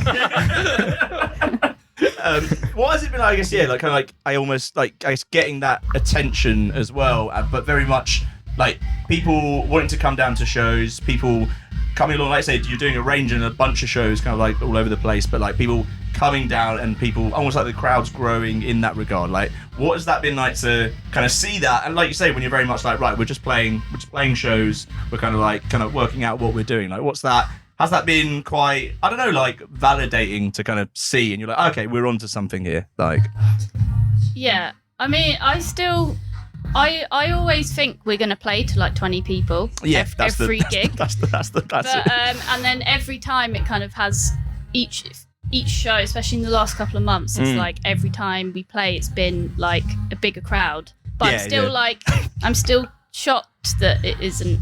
It's like been quite a short amount of time. Yeah, and they're quite a sneaky crowd because like you don't actually see them until you start playing. Yeah. I don't know where everyone sort of spends their time before the show starts. It's really very, weird. very punctual fans. Yeah. They were like, we're going to be there. Don't let them know we're coming. We're just going to like slide in the door basically when it begins. And then you're like, okay, sweet. That'll be it. Nice. And I guess looking forward for you guys as well, like you say, looking into next year and kind of like almost seeing this reaction so far, like, do you have kind of like a clear idea of like where you want to be as a band almost in like a year's time? Like, do you have that kind of like in mind, or are you very much just taking it as it comes? Is that kind of like what you're kind of like financially comfortable? Financially comfortable, yes. Yeah. No, just 1 year from now.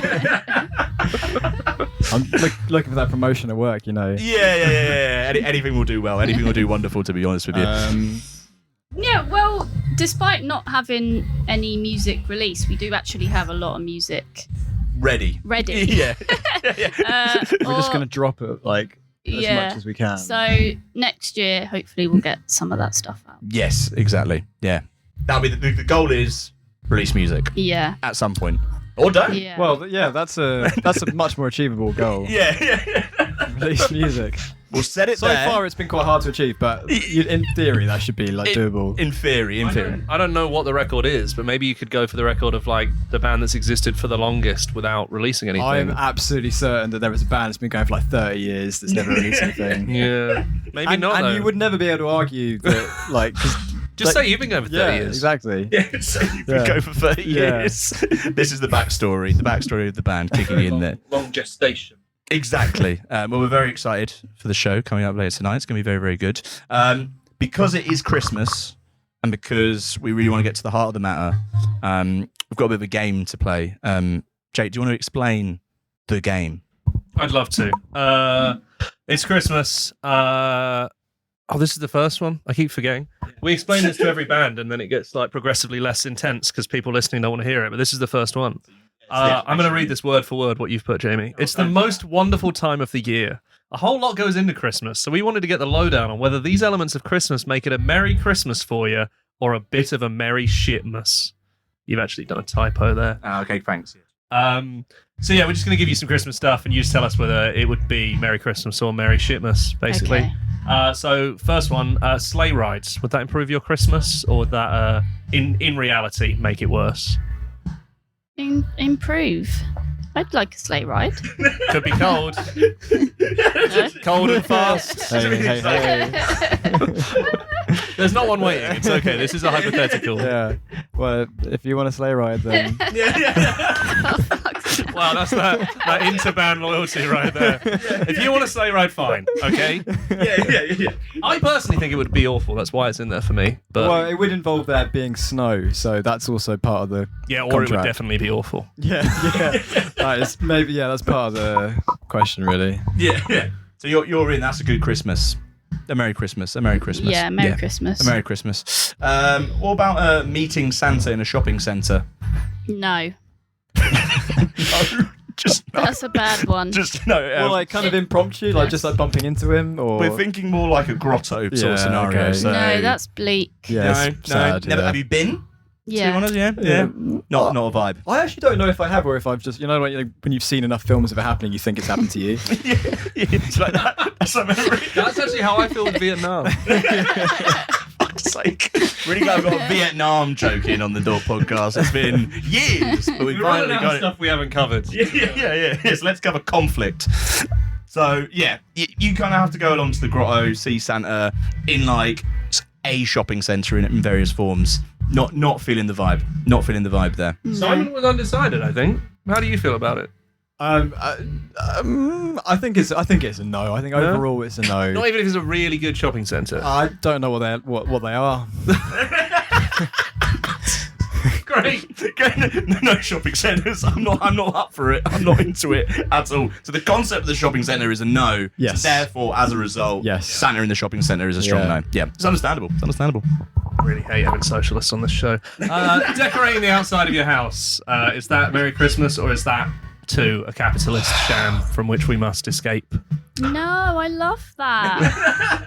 I'm more for the Yeah, I have to admit that it is quite nice to see. Is it to see or to cute. do?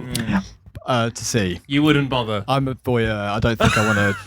I'm a voyeur. I don't want to be. At this point, I'm just impressed at the amount, the wanton energy expense that goes into it. I always want to knock on their door and shake their hand for saving Christmas. I a great personal expense. I love when you see a bit of competition, like between houses. I think that's good. Do you think the bigger the better? So when you see those houses where it's like fucking loads going on there. Do you think that's Give the better me one? Full tap. Yeah. I really appreciate weird stuff. I appreciate personal effort more though. When people just have a thing that they've bought ready made for the garden. I appreciate that less than when it looks like they've really fucked up, but they've had to do the whole roof in string lights. There's actually a few houses on our street where four houses have basically teamed up to do one long display, one giant one, which is pretty cool, and that's more cooperative. Oh, so, that's interesting. Also, probably worse for the planet, but bad for the planet, great for Christmas. It gives and it takes away. Yeah.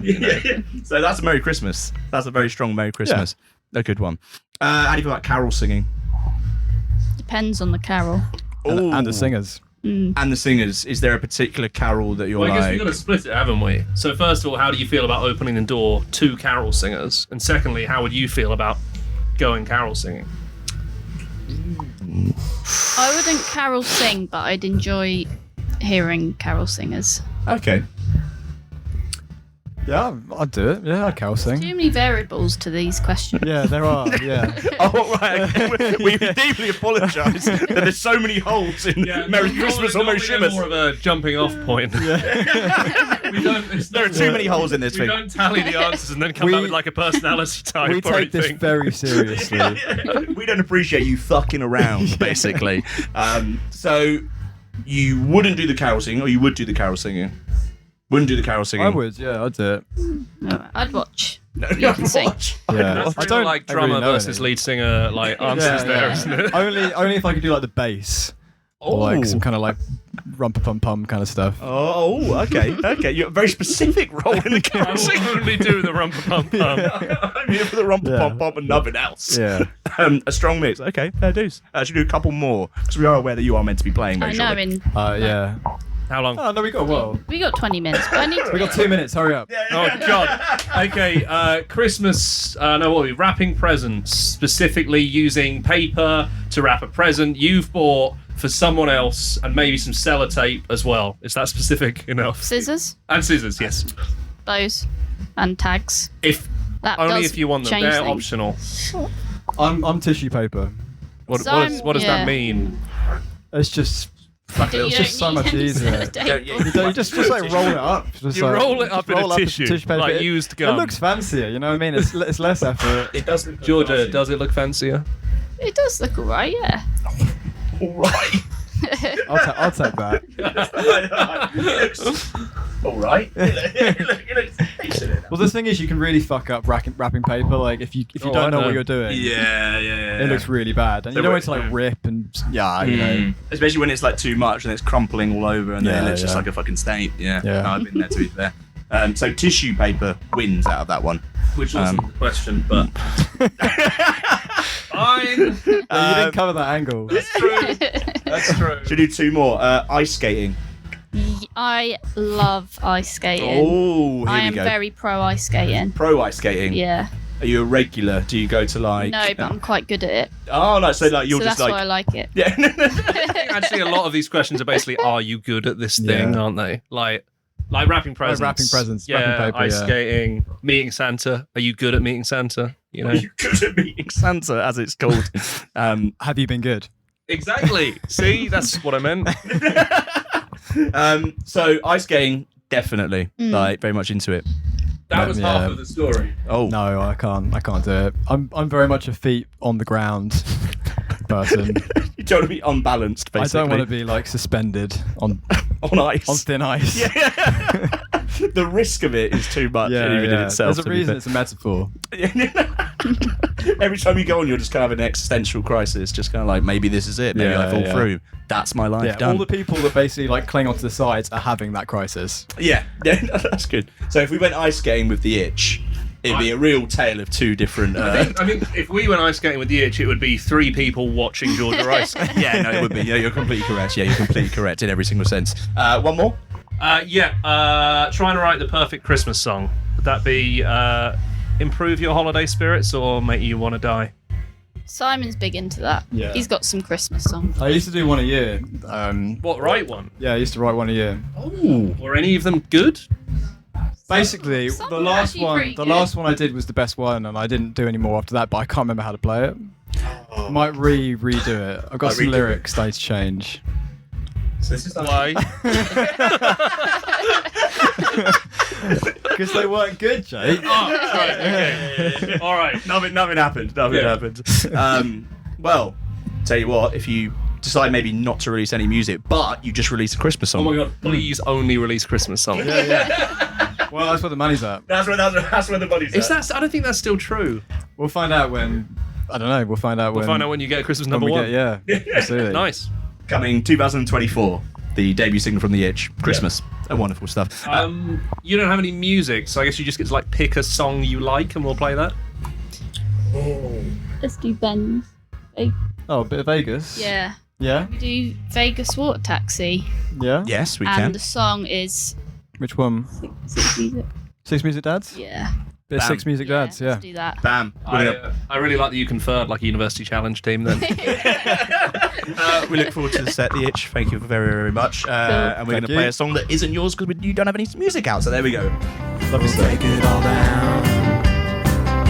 We'll take it all down, my son. And I work in IT. You know I live so comfortably. And the wife, she says that I could lose some weight. She really should have seen the state of me and the boys at the Fontaine show. We were jumped up on Pale and we were ready to go. I know every word from the first to the last. Got my doula. I don't know what's going on. we're here with Lamborghini Girls. Standing standing in the corridor of the 100 Club. Yes. It's getting more glamorous by the second. It's Dork's Christmas Night Out. Is that the official name? That's the official name. Dork's Christmas Night Out. Welcome, Lamborghini girls. How are we? Yeah, I'm great. How are you? Good, thanks. How are you, Jamie? I'm wonderful. As I stare out, I can literally stare out into Oxford Street at the moment because, we are literally on the stairs. This is what it's all about. This is what it's all about. How is everything in the world of Lamborghini girls? How has the year been for you guys? It feels like a very busy year and lots going on. But yeah, how's it been?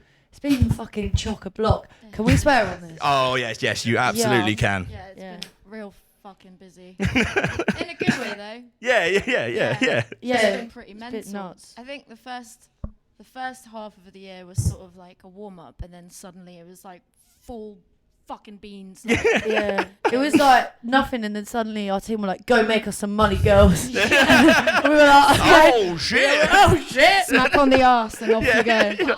Off we go. Pretty much. Yeah. We went to the Arctic Circle. That was nice. You went to the Arctic Circle. Yeah, big time. How was that? That was a good It was one. weird, It was weird. but in a good way. Yeah. Being in the Twilight Zone or something. Oh shit! You went to G Fest, Yeah. didn't you? I've been to G Fest. Yeah, it's weird, isn't it? It's light all the time, and people play gigs in a playground, loads of and there's no sheep. pubs. Yeah, we did the playground. Yeah, the playground's the good one. But then I wanted to go on the playground, and there was loads of kids there, and I was like, well, the kids are going to go to bed soon. Like, playground will be all mine. No. Did they fuck? Did they fuck? 1 a.m. Still fucking kids knocking about. I was like, Yeah. What do you guys go to bed? This is what you learn when you're on the road as a musician. To a remote island 200 miles north of Scotland, got annoyed the kids wouldn't get off the swings. Came home. Honestly, it was bollocks. That is the big gripe with the music industry. Is that's the big issue. Lack of swings. That's exactly lack of swings. And children. Not lack of children. Not lack of children. We're a minute and a half in. It's going incredibly well. But yes, it must be quite mad to just suddenly, I guess, everything to kick in almost. Like it feels like suddenly a lot of attention on you guys. People obviously want to come and see you, a lot of shows. Like, was it quite hard to adjust very quickly, or was it actually like you were like, right, we're ready for this, we're ready to just go? I think it was a mixture of the two, because obviously like we've been like grafting for ages and nothing was really happening, and suddenly it was like bing bong, here we go, buckle up. Yeah. And then we were like, oh, fucking sick. And then we were like, oh shit, like this is fucking bonkers. Yeah. And then you could like you play a gig and then there'll be like a little crying kiddie coming up to you like, oh, I fucking love you, and you're like, thanks, fucking, I don't know, like. Now get off the swings. Yeah, get off the swings. I'm glad you enjoyed the show, but could you just fuck off for a little bit? Like, we want to have a go on this right now, and that's not going to help us, to be fair. It's been pretty. I don't think I've processed it yet, to be honest. Like, I don't think it's been like so non-stop that I feel like I'm still in shock, like a little bit. I'm just like, I don't really know what's going on, and then when something good happens, I'm like, oh, okay. Yeah. But like, obviously, like it's fucking great. It's just like you don't really get a chance to properly think about it. Do you want to be in this podcast? Okay. This is the 100 Club. Big Yes. time. Yeah. Yeah. Wait. Oh no, it's not the Fremantle party. I'm not sure if it might be upstairs though. Yeah, it might be upstairs. It's offices and flats upstairs. Oh no. They're looking for like a Fremantle party. Yeah. Fremantle, Freemason. Sorry, guy. Oh. Oh. Bye. Oh, well, no, they've got the address, I think. Just for everyone listening in. What a nightmare. Yeah, someone just came in, obviously, looking for the 100 Club. We're not going to cut around that. I thought we were just leaving it. I mean, we just embrace it. I love when you're like, oh, do you want to be in this podcast? No! Like, all right then, mate. Like, wow. Fucking hell. This is what it's about on a Dork's Christmas night out. Sure. Wonderful. As we were saying, though, great year. As you're saying, we're working basically on security now for people that are coming to the 100 Club. What real time? Just physically. They couldn't get down the They stairs. actually couldn't get down the stairs. We were blocking the stairs. So that was a real solid term of events. Speaking of reactions, what's it been like seeing people's reactions as you've been playing through the year? Has there been any surprising reactions as you played? Yeah, the fight in Brittany. Yes. Got in a fight mid-set. Like proper, like it was like a brawl. And we played in Brittany. Fucking genius. At a festival. So funny. Yeah, it's called Art Rock Festival. We played at 2 a.m. Crowd, like, off their chum. Never seen anything like it. We've got this song called Big Dick Energy, and we're like, everyone get on the floor, and we make everyone be quiet, like, shh. And then this one guy starts, like, chatting. Yeah. And it happened in French, but it was so obvious what happened was some guy started talking and another guy went, "Oh, you, shut the fuck up." And then this other guy went, "Don't tell me to shut the fuck up. You shut the fuck up." They went, "Get up, start fucking trying to beat the shit out of each other." This is mid-song. About a song which is about toxic masculinity. And you've got these you're like, geezers really? beating the shit out of each other. So I was like, oh, fuck. So I don't know why, because I was fucked. I tried to get in the middle of it, try and fucking like get them off each other. Yeah. And then they're like fucking punching each other. I get punched in the fucking face like here. I was like, this is mental. Then the set got so crazy that we had to get like loads of people on stage because like there were so many nutters in the crowd, and these guys were like, trying to get on the stage. I beat one of them in the chest, and he goes flying back like, whoa! And then we called that. But yeah, we do have some like weird reactions. And a lady in Mass Tract, I was like, come to the front. And this one lady just went, go fuck yourself. Yeah. Oh, amazing. Well, that's good. That's good feedback. That's also one of my favourite moments, I think. What do you think? Well, those two are probably like my favourite light-hearted stories. But apart from that... The light-hearted one where you the get punched in the wholesome face. So like, Don't want to talk about any of the dark shit. Well, like, on a more like serious note, I think it's really nice to see the reactions to some of the songs that we do, like Boys in the Band. We usually do like a little speech beforehand, just explaining the context of the song. Yeah. And I remember this one time, I can't remember for the life of me where it was, unfortunately, but Phoebe was doing the sort of intro to the song, and I was kind of leaning like at the lip of the stage, sort of right in front of the crowd, and this woman in front of me, like during the speech, which is about trigger warning, sexual assault, she took my hand and she started crying, and then I started crying, and we were both just like squeezing our hands together and sobbing, and it was just a really nice moment. I mean, it wasn't nice per se, it was really sad and quite tragic to see how many people are affected by this. Yeah, of course. You know, how deep it runs and stuff, but I think that's something I'll probably never forget, I think. Yeah, I guess see that connection as well, and I guess as well, if you're especially as you're traveling, like you say, across Europe and across the world, kind of like playing these shows as well, like to see that like react, like I guess that connection, is that something you've definitely seen, especially maybe more so in the past few months than not before? I think like because the song sort of came about specifically just because we're a band from Brighton, and like there was a massive like inherent problem with abuse on the Brighton scene, and it was the reason why is because no one would really call out their mates, no one speak about it. There was no open dialogue about it, so it just get worse and worse and worse. So and we like started the song, said a speech before it. And then people, it really resonated with people in Brighton. And then, you know, we started playing gigs in London and Manchester and blah, blah, blah. And then you realise it really resonates with a lot of people there. And you realise how big of a widespread issue it is. Yeah. When you go to Europe, it's literally exactly the same. The only thing is like maybe sometimes there's a bit of a language barrier. Yeah. It doesn't even, because people know what you're talking about. And they're like, oh, holy fuck, yeah. Yeah. It seems like wherever we go, there's never been a time that anyone's gone, nah, yeah, we're fine here. Like, yeah. Apart from Ghent. Oh, Ghent! Yeah, fuck it up! I love that. Everywhere we go, apart from Ghent. That was just one of a kind. That was one of a kind show. Fuck me. I still don't know what's in the waters in Ghent. Like, honestly, it was fucking bizarre. We were literally like, the song's, you know, about abuse. Like, if we could like have like a minute of your time. Just people are like, no, fuck off, play another. Brilliant. And we were like, some guy was like, I did not pay for silence. Jesus Christ.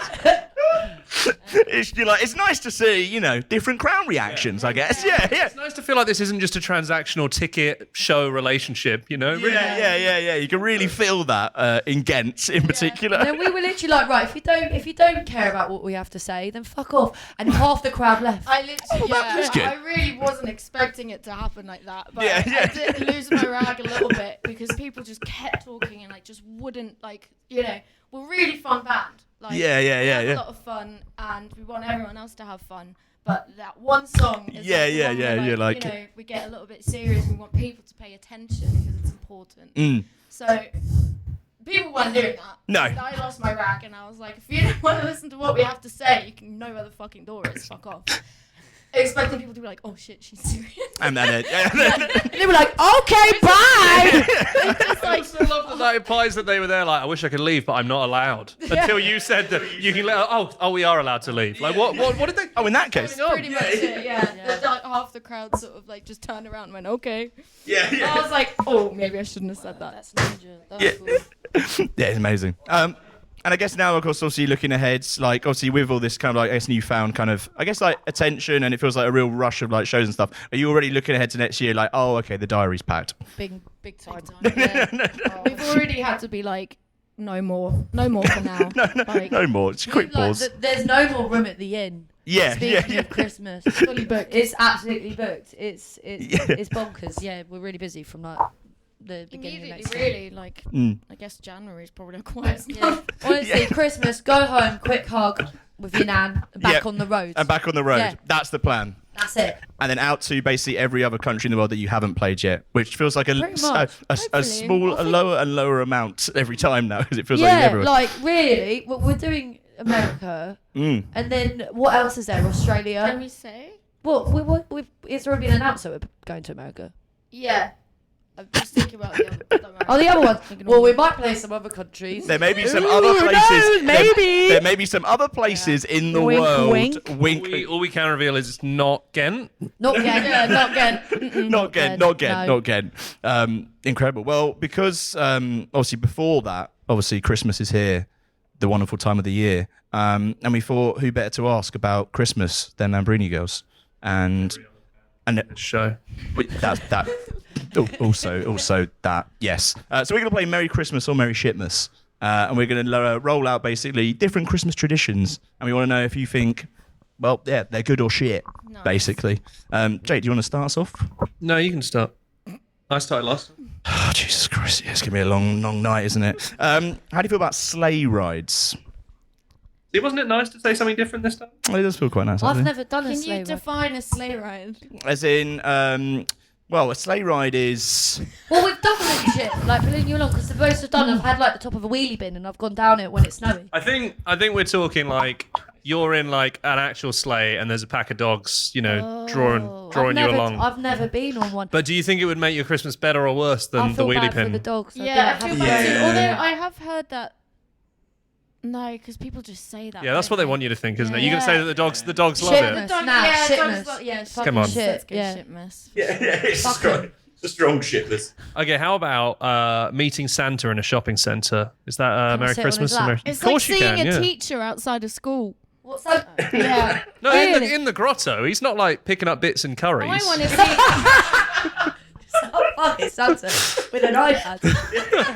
In the Apple store. Oh.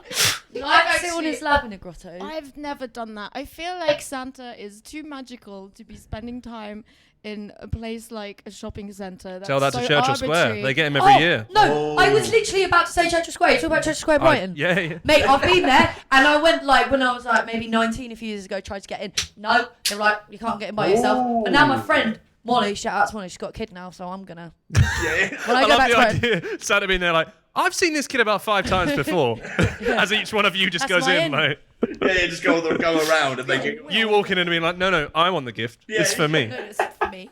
Exactly. But if you could get in to see Santa, would that be a Merry Christmas or Merry Shitmas? Merry Christmas for me. It's not Merry Shitmas because it's not shit, but it's just a little bit weird. I like how unnerved you are by like you're there like, aren't you busy? Yeah. This is your busy season. Yeah, you shouldn't be here. Santa, like, on my roof in the snow or something, not picking up bits and curries. Just shocking me straight away of picking up bits and curries. What about decorating the outside of your house? You know when people go for it with the lights and stuff. Oh my God, Merry Christmas. I love it so much. It makes me so happy. It's one of my favourite things about it, to be honest. I love it. The lights. What do you if they go like really extra on the display? Like when it's like really big, Yeah, I think it's fucking sick. There's a limit, though. I do think it's iconic. Just like to be like, fuck everyone who wants to sleep. Yeah, it's true actually. Yeah. If it happened to me, I'd probably be a little bit annoyed, but Merry fucking Christmas. I love it. It's like Merry Christmas as long as it's not where I live. Yeah, as long as it's not me, yeah. If I can go past and then actually go somewhere else to sleep, then that's the win there. Otherwise, it's a bit too much, to be fair. It's a very strong one. It's a strong one. Carol singing. Oh, fuck it. Jen, fuck it. Like, the worst thing, you know, you open the door and you're a bit hungover and then there's like 8 women and men and people who all like, give me your money, la la la la. And I'm just, no! It's a bit invasive, isn't it? I always think... I always think the worst thing is like trick or treating. You just give them the shit and they go away. But carol singing, you're like, you have to stand when there you open the door, you can't just be like, here's a $5, fuck off. You have to listen to the whole thing. Yeah. And if there's like little babies as well there at the front, and like the mum's always holding them like that, and they're like looking at you, you're like, wow, you're so good. I love this song. And you can't slam your door in like on the face of like, I don't know, like Jack, 5 years old. You should go the other way. You should be like, I'm in a band and this sucks, man. Like, you don't know real music. Sing Bjork. I'd say, so Xmas, eh? Yeah, Xmas. Yeah, a strong Xmas. How do you feel about wrapping presents? I can't do it. I'm pretty good at it. Oh. Yeah, something you're really... literally, I'm Me and Phoebes have very differing strengths. Like, we're a bit like a puzzle. Like, So together, it's going to work out. The full, Yes. The full whammy. Yeah. Yeah. So I really like it. I find it really soothing, and I'm really good at it. Oh, I love that. I'm sick at this. I'm amazing. Yeah. You can't even wrap presents. I can't. You baby. I can't. No, I literally can't. Like, I get the paper, and then you've got like fold it, and then it gets really confusing. So I just get all the sellotape. I just wrap. Yeah.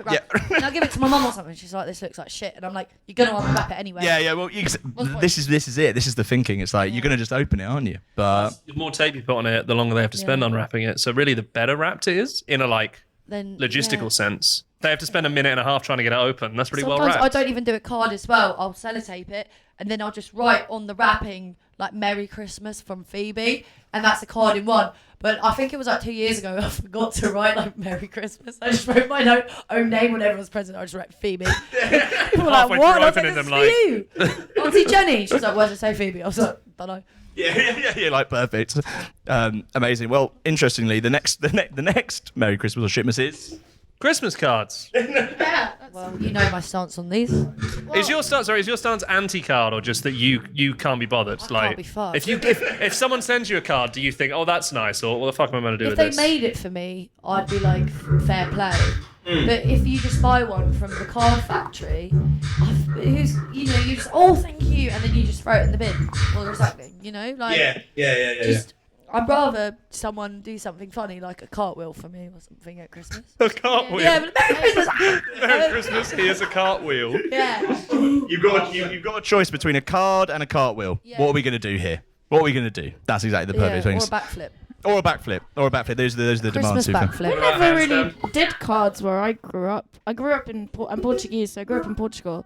I remember coming to England and everyone was doing cards and Christmas cards, and I was like, everyone is sending cards, and they're like really lackluster. They're like, Merry Christmas, love, like mum and dad. My boyfriend would get it from his mum and dad. And like, that's like a nice thought, I guess, but it feels kind of shit. I'm like, cool. What am I gonna do with it? Like, display it on my shelf for a month, and then I just feel bad throwing it away. So. Like, my girlfriend's mum keeps cards from previous years and puts them up to make it look like they have more cards. Oh my I'm pretty sure she doesn't listen to this, but if she does, she will be absolutely livid.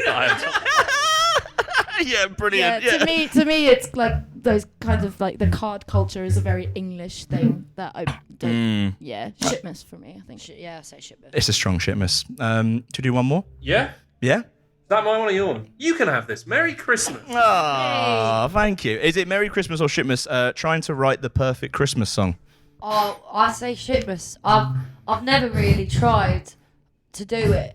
And I don't think I'll be able to. I think it would be too hard just because Christmas has such a you listen in Christmas, you listen to the same Christmas songs every year. That's happened every single year. If there's a new one, it's like yeah. No, tell that to Michael Bublé. Oh, he did a great job. He does them, doesn't he? He does. That's the secret, isn't it? That's the secret. It sounds like a dream. He does. It's great. That's true. But it's not a new Christmas song. He had a few new ones on there, actually. Have you noticed? And actually, put respect on Michael Bublé's name. Respectfully, Justin Bieber also did a Christmas album. He did. Circa maybe 2018. I'm not sure. It was amazing. Yes, it was great. Mistletoe's a great song.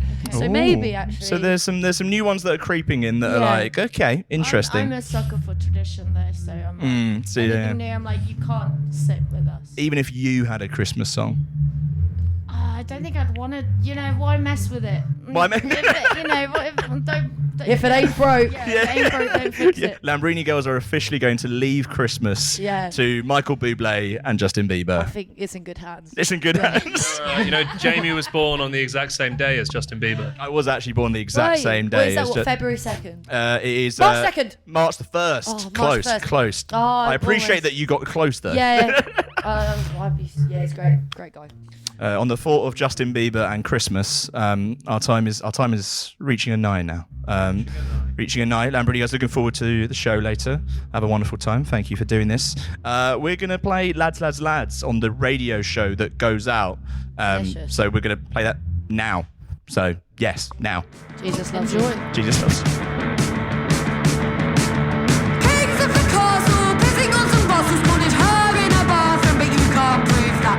Cause I was offended, his fingernails are painted, and I'm out with the lads, lads, lads, lads. Kings of the castle, pissing on some bottles, wanted her in a bathroom, but you can't prove that. Of course I was offended, his fingernails are painted, and I'm out with the lads, lads, lads, lads.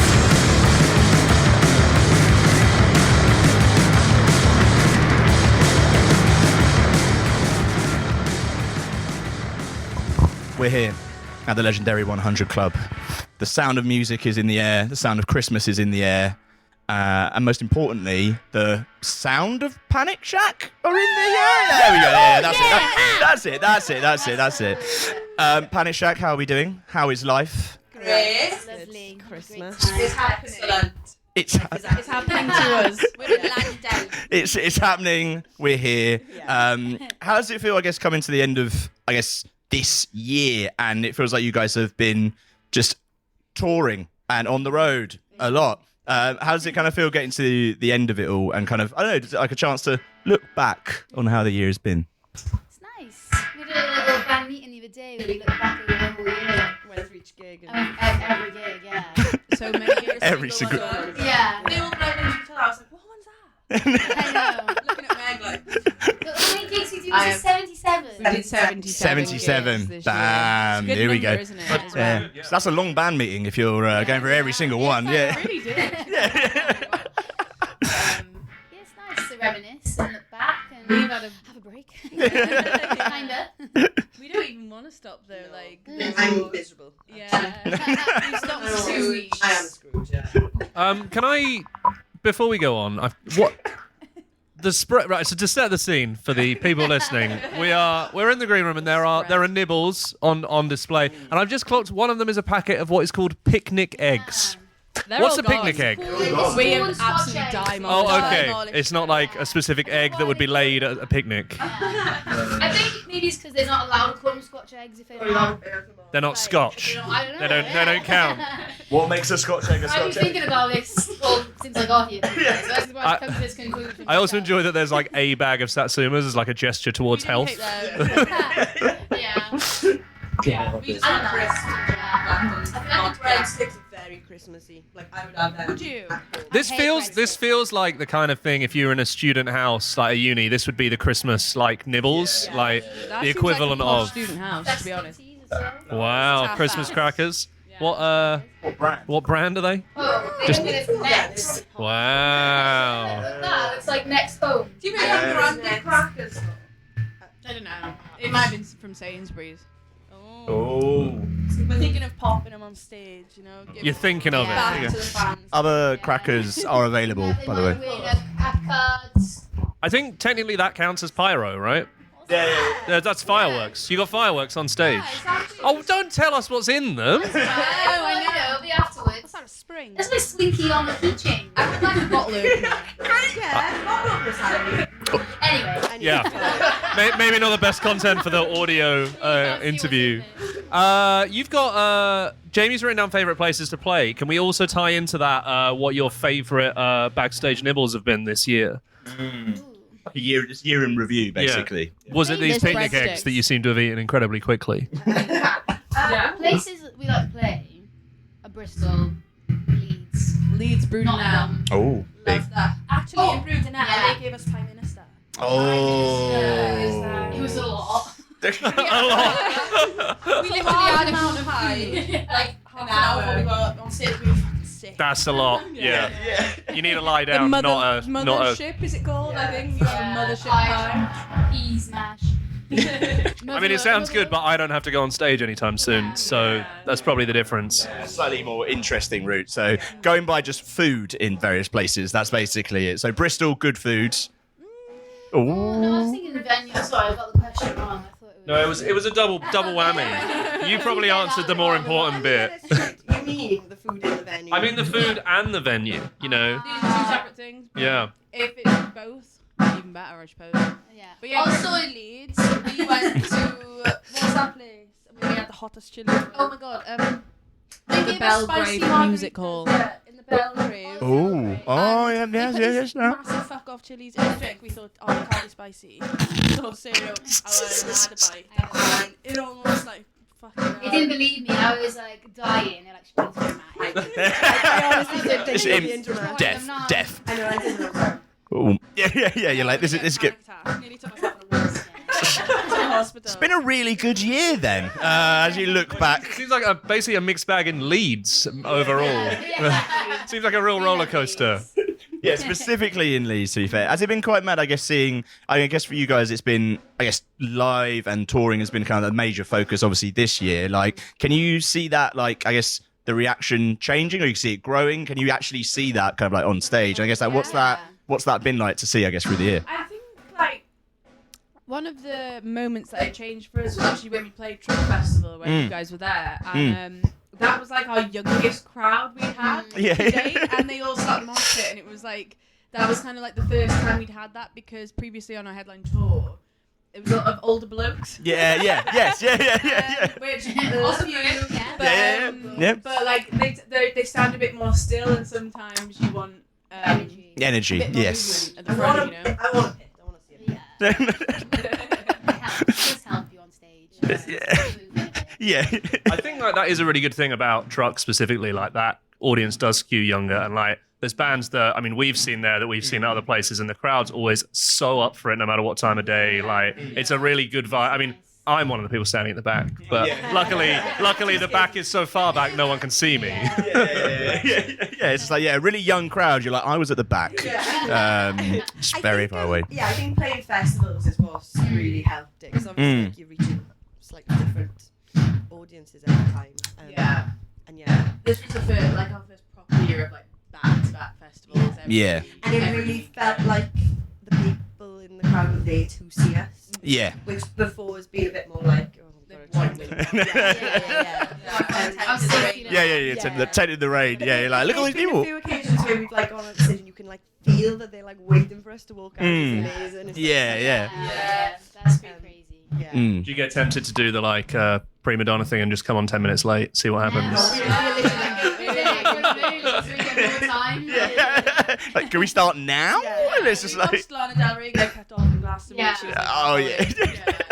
I never want that to happen. No. What the fuck is she like? We have learnt from Lana Del Rey this year, as we do every year. Yeah. As we do next year, exactly. I guess for you guys, like you say, kind of like seeing that and touring and kind of getting out there and kind of like, I guess, like you say, seeing that reaction. Are you now obviously looking ahead more, I guess, to like, I guess, recorded music and getting that out there? Is it very much right? We've had our year of like, we're getting out there, we're playing a lot, and I guess the focus kind of shifting into next year. Is that very much kind of the, I guess, the drive? Yeah.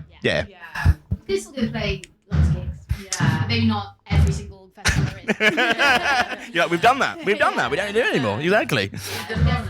We need to make the time to do. We actually done a little bit of writing earlier this year. We went away to a little cabin, locked ourselves away, drank about 10 million bottles of wine. and just wrote. Did not come out. Yeah. Play one of those songs today. Oh, there it is. There it is. The plans to record, I think, the earlier half of the year. Yeah. And keep gig in a little bit and hopefully release. I don't want to say when yet. Really. I don't want to jinx it. Nearly. Yeah. It's still a little while. We're taking out we want it all. We're not rushing anything. We don't even know yet. We don't know. Yeah. We know we might say. But we have got new songs. We've got new songs. We just not recorded them. Yeah. Our garage band skills are fucking through the roof. I tell you now. Get back to my work. Yeah. 2023, the year of live shows and GarageBand, turns out. Yeah. It's tremendous. Nice. And it must give you confidence as well, like say, from a year of touring and playing shows and kind of, I guess, like, not saying you weren't maybe comfortable before, but like feeling even more comfortable now on stage. Like, the confidence has grown. We feel tight. And like even when things go wrong now, we kind of know how to handle it really well. Whereas like before, it'd be like, uh-oh. Yeah. And that's the end of the show. Thanks, everyone. Yeah. It's gone wrong. We're fucked. One chord in the middle I did wrong, and now I'm gonna leave. I just spend the entire evening crying after that. Yeah. A year of growth. That's what we love to see. Yeah. It's a real growth. Well, we're looking forward to later. Because it is Christmas and because obviously highbrow journalism wins every single time, we've gone for the deep diving game called Merry Christmas or Merry Shitmas. Yes. We have. Long-term listeners, if you exist, may remember this from 2 years ago. You never know. It's nice to, it's nice to build in the, I don't want to come across as like egotistical, So yeah, it's Christmas. There's a lot of Christmas traditions out there. A lot of things people pretend to like that they don't like, and a lot of things people performatively dislike when really they're good fun. Okay. So we're going to give you some Christmas stuff, and we just want you to know whether you think that's going to contribute to a Merry Christmas or a Merry Shitmas. So, number 1, do you think your Christmas would be improved by a sleigh ride? Yes. Merry Christmas. Where me and Emily come from in the Rhondda Valleys, it's like notorious for getting snow. So in school we would literally like have 2 weeks off school because our school was on the top of the mountain. Yeah. So we would get there in school. Yeah, we just get like old suitcases and just slide down the mountain. Yeah, we take like old suitcases, tarpaulin, we take dinghies, some of us. Why don't you just get a sled if it happened every year? Somebody like ripped all like the grit salt lids off, and we just all took the grit salt lids. I mean, that's basically a sled anyway, isn't it? It's like proper like fighting it. Oh yeah, it was class. I don't know how to get rid of the grit salt. Does the rain wash it? Anyway. That's a crazy Deep questions here. Merry Christmas. Merry Christmas. I mean, it sounds like just from a logistical transport point of view, that's going to improve things. So, yeah. Necessary. Not necessarily actually fun. It's just like we can't get down unless we get this sleigh ride down. What about obviously meeting Santa in a shopping centre? So the grotto's going on there. How do you... Weird behaviour. I thought I was going to say Merry Shitmas to all these because I don't particularly love Christmas. But welcome to the Dork's Christmas night out. I'm glad we booked you for this festive show. She likes all the men. I want to say it's not true, but I mean, sorry, they're not. They are dressed as an old. They're not necessarily all 80 years old, right? No, it's a shame for Meg. It's a shame then. No, leave the grey beard on, please. I don't know. I'm not. Right now, I'd say shit. Yeah, I don't really get anything from now. No. I don't actually. But my nephews did it the other day, and like they all loved it. So a little Christmas. Yeah. I remember doing it when I was a kid, and it was in like Worthing, which is a town. And at the time, like 6 years old, I genuinely believed it was Santa. And I'm like, why the fuck would Santa be in? It would always be like my dad's friend at the rugby club. Yeah, I see. I knew it. Well, yeah, that's. What are you up to? What are you up to? Excuse me, mate. What are you up to? I think if I was an adult and like a 6-year-old child said that to me, I'd never leave the house again. That'd be it. You're like, yeah. What am I up to? Shit. God. So are we saying then? Are we saying shit, man? I think shit. I'm on the fence. I'm on the fence. Right now, would you like to go and see Santa? I'm going to say yeah. I'm going to say Merry Christmas. Go see Santa. I'd be like, Let's go. All right, for Meg then. I would go. Sorry, everyone. Let's say Merry Christmas. A Christmas. It's a Christmas one. It's a Well, so far, big Christmas energy. I can't believe that. Even if now I don't really want to let you near Santa. What about decorating the outside of your house? Is that Merry Christmas or Merry Shitmas? I like it. I don't have a single I'm into decorations. It's not for me. I haven't done it myself, but I think I will if I had a house. You're outside. I would whack it on. I live in flats, so I can't do it. Yeah. Yeah, that's. It's no point. You still could. Or like lights in the window. No. I absolutely would never go to the effort to do that. So That's what gets me about it. It's like you walk past and you're like, oh, that's cool, and I'm like, how? That must have taken hours, and all you've got out of it is me going, Yeah. Do you know what? I just don't have the space to store decorations like that all year round either. Yeah. And I just keep it on there all year. I feel like in like. Is that what you said? I'll just leave them out. Oh yeah. Just leave them. Just don't turn them on, and no one will know. Fooled everyone. I feel like in the 50s it was probably quite impressive, but now there's too many lights everywhere. Anyway. There's something that just kind of irks me about it when I just drive. I'm just You get annoyed by it. Yeah, I'm just like, Too bright, I guess, or like. I really hate Christmas. Yeah. I'm just generally annoyed by it. So. I love the houses that are covered. I think it's Christmas time. But you would. Yeah. I think we've got 3 Shitmas, 1 Merry Christmas. Yeah, the majority holds it. The majority holds. Just a lazy bastard. What about carol singing? I used to do it as a kid. Sorry, I just very love the quick change from everything that just irks me about Christmas, and then like, oh yeah, no, carol singing, yeah, I fuck with that. I used to do my niece and it was actually pretty Me and Romy went to school together, and she'd always go and do the Christmas carols, stop the church. You say that like it's like the equivalent of like smoking behind the bike shed. Yeah, that is like embarrassing. That's embarrassing. Just round the back. Flags around the back of the gym, yeah, it's fine. Like me and my cousin, right? We did a rap version to Rudolph the Red-Nosed Reindeer. Sensational. To people's houses. Amazing. We went every year. And how did they feel about it? I can't remember very well, but I remember we typed it out, all the lyrics, on a typewriter. I'm not that old. So we typewriter! I think we didn't have computers then. I was probably like 7 or something. Yeah, I was Barbie typewriter. Yeah. And we typed out all this little lyric book with all of the carols in. Are you going to do it? It was like, Rudolph the Red-Nosed Reindeer had a very shiny nose. That's the same song! No, it's just a rap version. Why did you need to write the lyrics down? We did the lyrics to every carol we took. Did you do them all as rap songs? No, Silent Night. Holy Night. The mixtape coming soon. Yeah. I was like Del Boy as a kid. Yeah. I was washing cars, I was Christmas caroling, I was treated. Grafting. Yeah.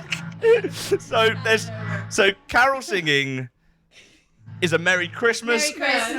And we've got a side for carol rapping. That's a bonus. That's a bonus more than anything.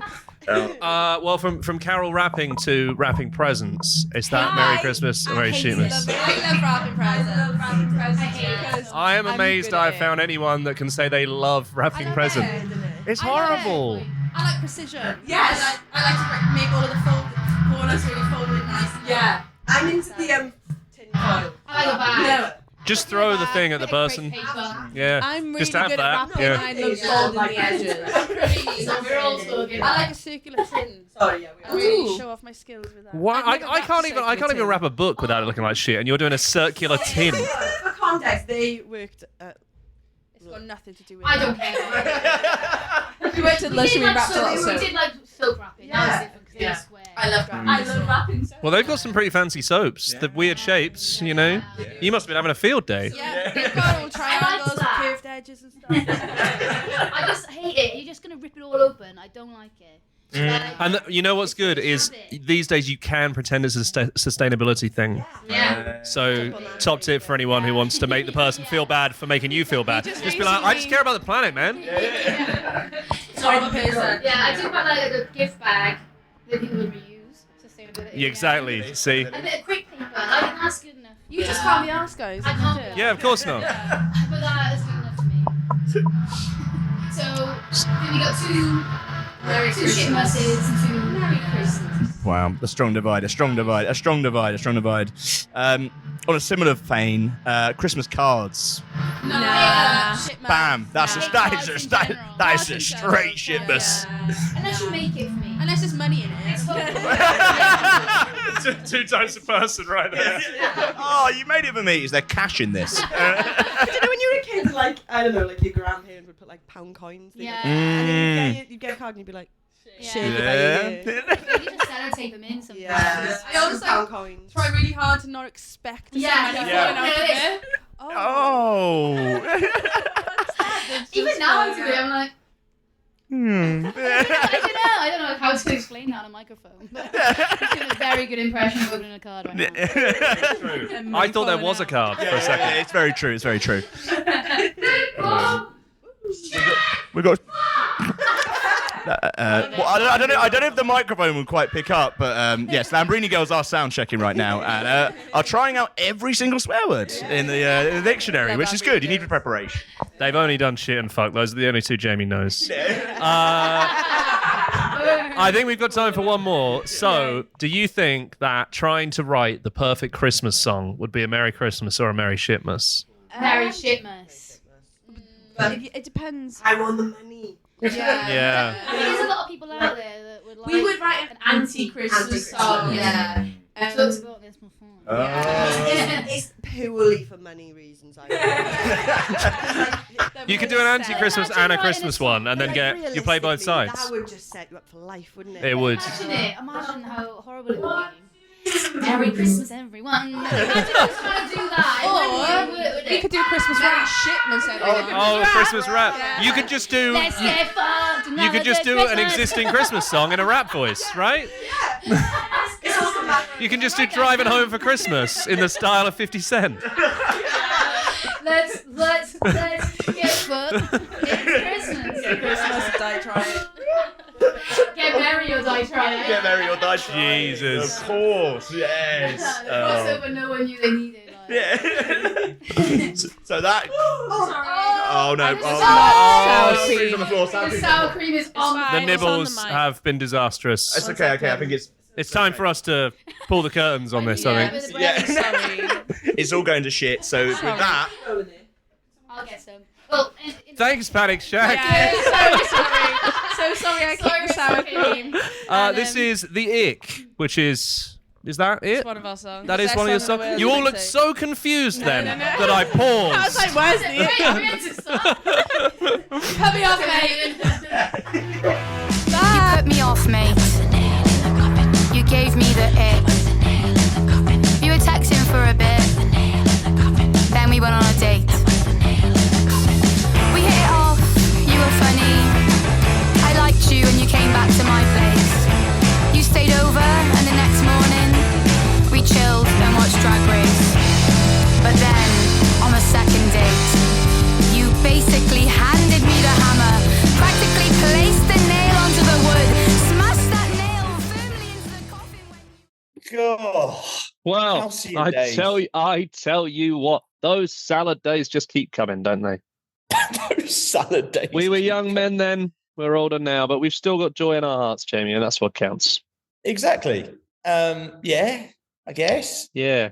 Speaking of joy, yes, let's bring us up to date. We're in the real world again. I no longer have to look at old newspapers. I've been method acting, so I've actually been kitting out my room in period appropriate furniture between each take. Hasn't changed that much, but still important to do.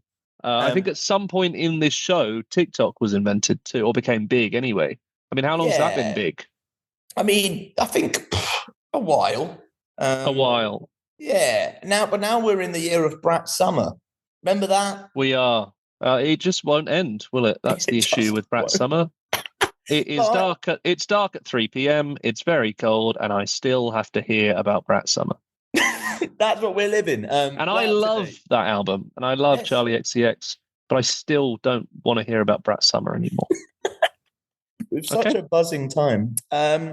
Here we are, Dork's Christmas Night Out, coming soon, as mentioned at the start of the show, taking place Colours Hoxton this year on the 17th of December. Tickets on sale with a wonderful Lucy Tun playing. But right now, we're going to be joined by a wonderful special guest and headliner, masterpiece, looking ahead to all things to show, and a crazy year, and also his experiences at the Ivor Novellos. And guess how many UK tours he did this year? Who knows? You won't believe it. You'll have to listen. So, with that in mind, let's hand you over to the one and only Masterpiece. And Masterpiece.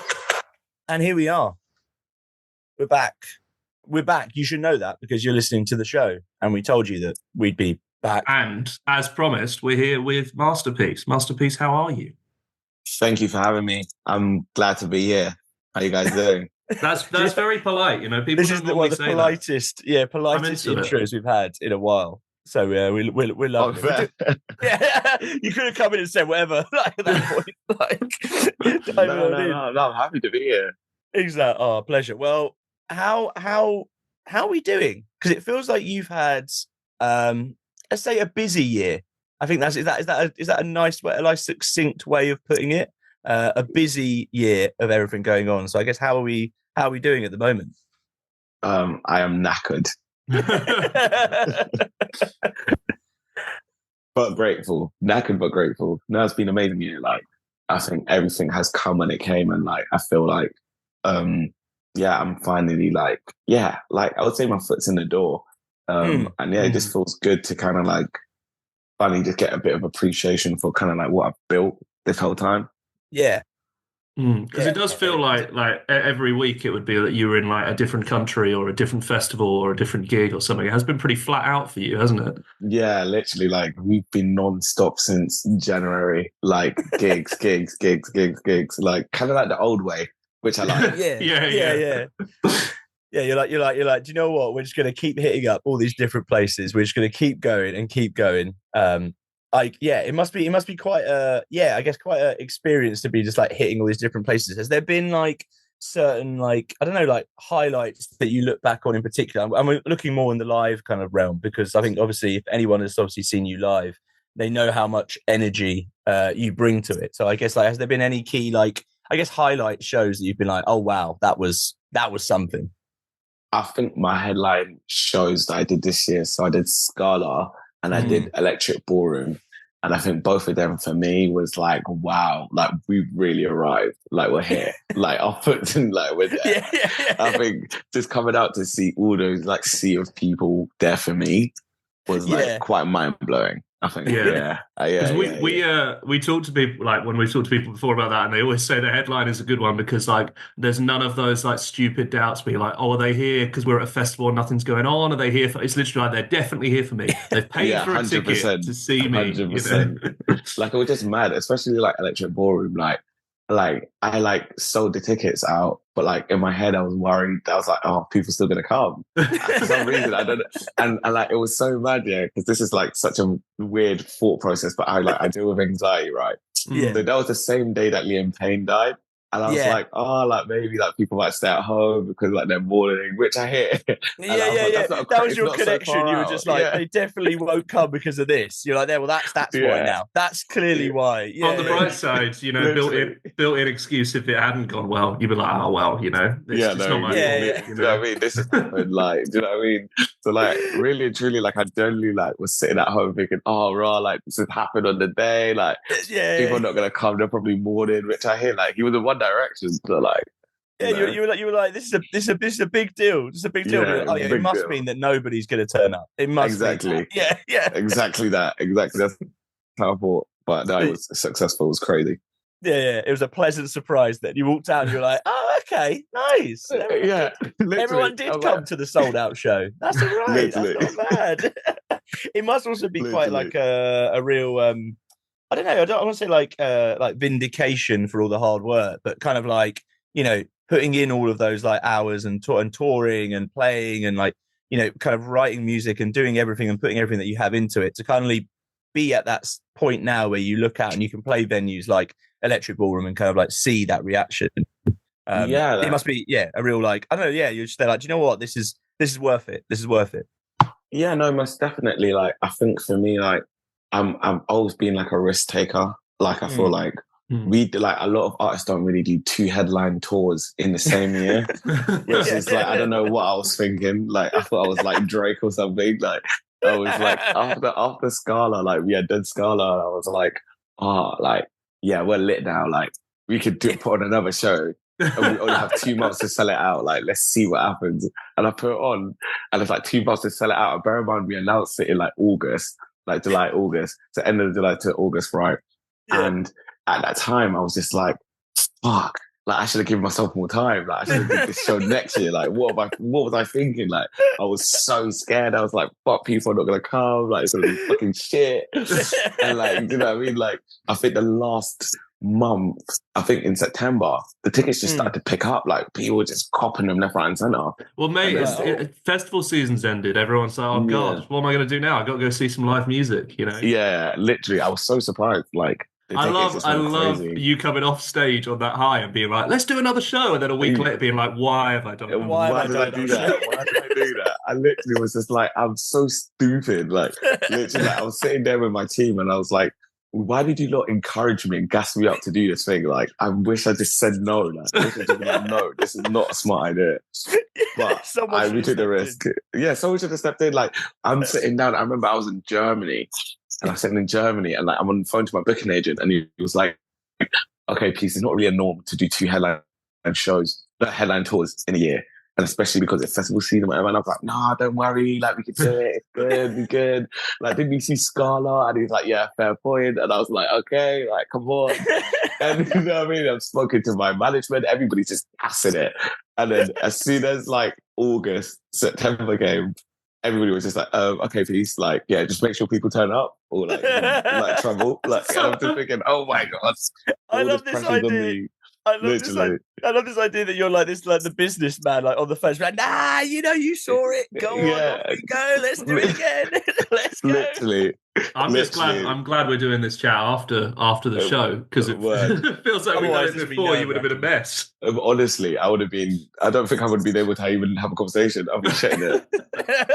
Just I was literally literally, I was so shook. You're just kind of there, just looking at like ticket sales, going like, right, we need another one sold. That's another one sold. That's another one gone. Okay, keep it going. Word, literally, keep it going. Literally, like it was one of them ones where it's like I was so like shocked that we just got there in the end because I was just like, it's such a big venue. So in my head, I was just like, oh, I need to get this right, like, and I'm not moving the venue. So like, let's see what happens. Like, let's just punch it out, and we did, which I'm really happy about. I'm relieved. And you're relieved. Yeah. So like, oh, thank God. Yeah. And now another London headline show. So, yes. Not quite as big as Scala capacity, which is good. Which is good. I'm just like, thanks for that. I'm glad we can bring a smaller vibe. Man. Of course, because Masterpiece, of course, headlining the Dork's Christmas night out. How festive are we looking? How festive are you? How festive are you as a person? That's a good starting point. I'm very festive. Like, I do like Christmas. Like I do like the whole vibe of Christmas and like just being out there and like, I do like that. And I think it's just like the whole world shuts down. So it feels like you don't need to like, every artist feels like they got to keep up appearances. Like, okay, I need to post this and post that. But it's just like, nothing's happening, bro. Like, you're posting like that is happening. Like, you're posting into oblivion for no reason. Like, just chill until January. The only time when someone posts and everyone goes, "Why are you doing that? Why are you doing that? What is the need? Like, it's fine. It's honestly fine." I'm a big fan of the people who like the Christmas album drop. Like, a few people have done this, but they've put out an album on like Christmas Day, and it's been, and I've always kind of sat there and it's been like I've got other things to be doing. I don't want to hear this. I don't want to hear this. I don't want to hear this. Literally, that's how this isn't Bing Crosby. Get out of here. Honestly, I'm just like, what the fuck am I hearing? Fucking like this guy's new album on Christmas Day, mate. When I want to hear some Christmas songs, not having this. Look, I'll come back round to it in January. You've got me there. You've got me. You've got my full attention. But right now, we're not doing it. I'm fucking it off straight away because that is just long. Well, you won't believe I love it. you and your band. Yeah. Well, you won't believe it, but actually, at the Christmas show, we are going to debut someone's album in full. So let's get ready for that, shall we? We'll have Yes, a great album to be exact. Yeah. Exactly. We'll hear it as well. With the debut album, I guess. How's it been now that we're a few months removed from it being out and kind of being out in the world? Like, how do you, can you like reflect back on it and kind of look at like that reaction? And I guess, was it kind of, how was that reaction for you? Kind of like finally putting that out there, I guess. It was really, really surprising. I'd be real. It's because you see, like, you know how the game is, like, they always just gas up like any band, like, and they're like, this band's the best thing ever. And then like a year later, you never see them again. It's just like, you know how the game be going. So like, this is the attitude that makes you book 2 headline gigs when you've been the going good. I know. This is our year, guys. I'm doing another one now. Yeah, like literally, I'm one of them ones. You see how like people say Drake is like, he's very petty and like, he's very like that. That's how I feel. You know, I feel like, I feel like if I'm not getting like a look in, I'm like, right, so like this new band is only doing like 100 cap. All right, comedy 700 cap. Like, they only do 1 comedy 2. Like booking shows on the same day. You're like, literally on the same day. Like it's like, oh, he's got a viral song. Okay, cool, no problem. Can he sell like this venue? Like that's the way I think. It's really bad, but that's just the way my brain works, right? So that's the drive right there. That's the drive. So like before this album came out, I was just like, look, like I don't know how it's gonna swing. I don't know if people even gonna understand it. Let's just see what's going on. Let's just see if it kind of pops off. And I remember dropping it and being like, okay, cool. Like this is this how it feels to drop a debut album? Like wicked. But then there was a lot of mad responses, like from like reviews to like people like literally going crazy because we did the record store tours. So I actually did 3 tours this year for being precise. Let me just add another one. Another one. So obviously we've done the record store tour, and then like I'm getting bare love at that time. So I'm thinking, oh yeah, sick. Like people are loving this album. So then the album ends up charting in the top 40, and I was like, okay, cool. Like we're solid. This is like we're legit. This is independently. This is no major label. This is like proper independent. So I'm gassed. I'm like, yeah, we're good. Like we're straight. And then I've done the shows and whatever. So after I've done the shows, so this ended like around March. So I was like, oh, like I'm a bit bored. Like I don't really know what's gonna happen now. Like with this album, like what's the kind of vibe? And then, boom, nomination for Ivor Novello. I'm like, whoa. I'm like, where did that come from? It came out of nowhere. But it's like, I always said to myself, because I wanted to, like, this is the first album, I wanted it to be artistic and like, you know, those like cultural resets. It's like when I listen to Block Party, Silent Alarm, like I listen to it and be like, oh yeah, like I want it to be like that cultural reset of like when people hear How to Make a Masterpiece is like, I remember that time when that dropped, and that was what it was. So like a moment in time, kind of. Exactly. Like, this is it right there. Yeah. Exactly. So in my head, it was just like this was more of an introduction album.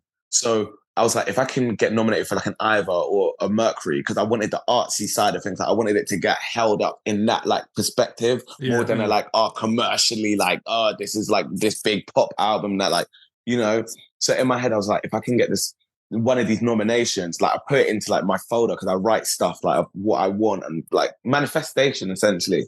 Yeah. So when I got nominated in my head, I was like, nah, man, I ain't gonna win that. Like, and there was, and they sent an email like separately being like, your album is literally our favorite album this year. Like the first song, like there was gas, like they're gassing it up. So I was like, cool, they're gassing it up, but like, am I gonna win it? Let's be real. Like, let's just keep it a buck. So I've even gone there in a track top. Like I'm simply wearing a tracksuit because I was just like, I ain't gonna win this shit. Let's be real. Nice to turn up.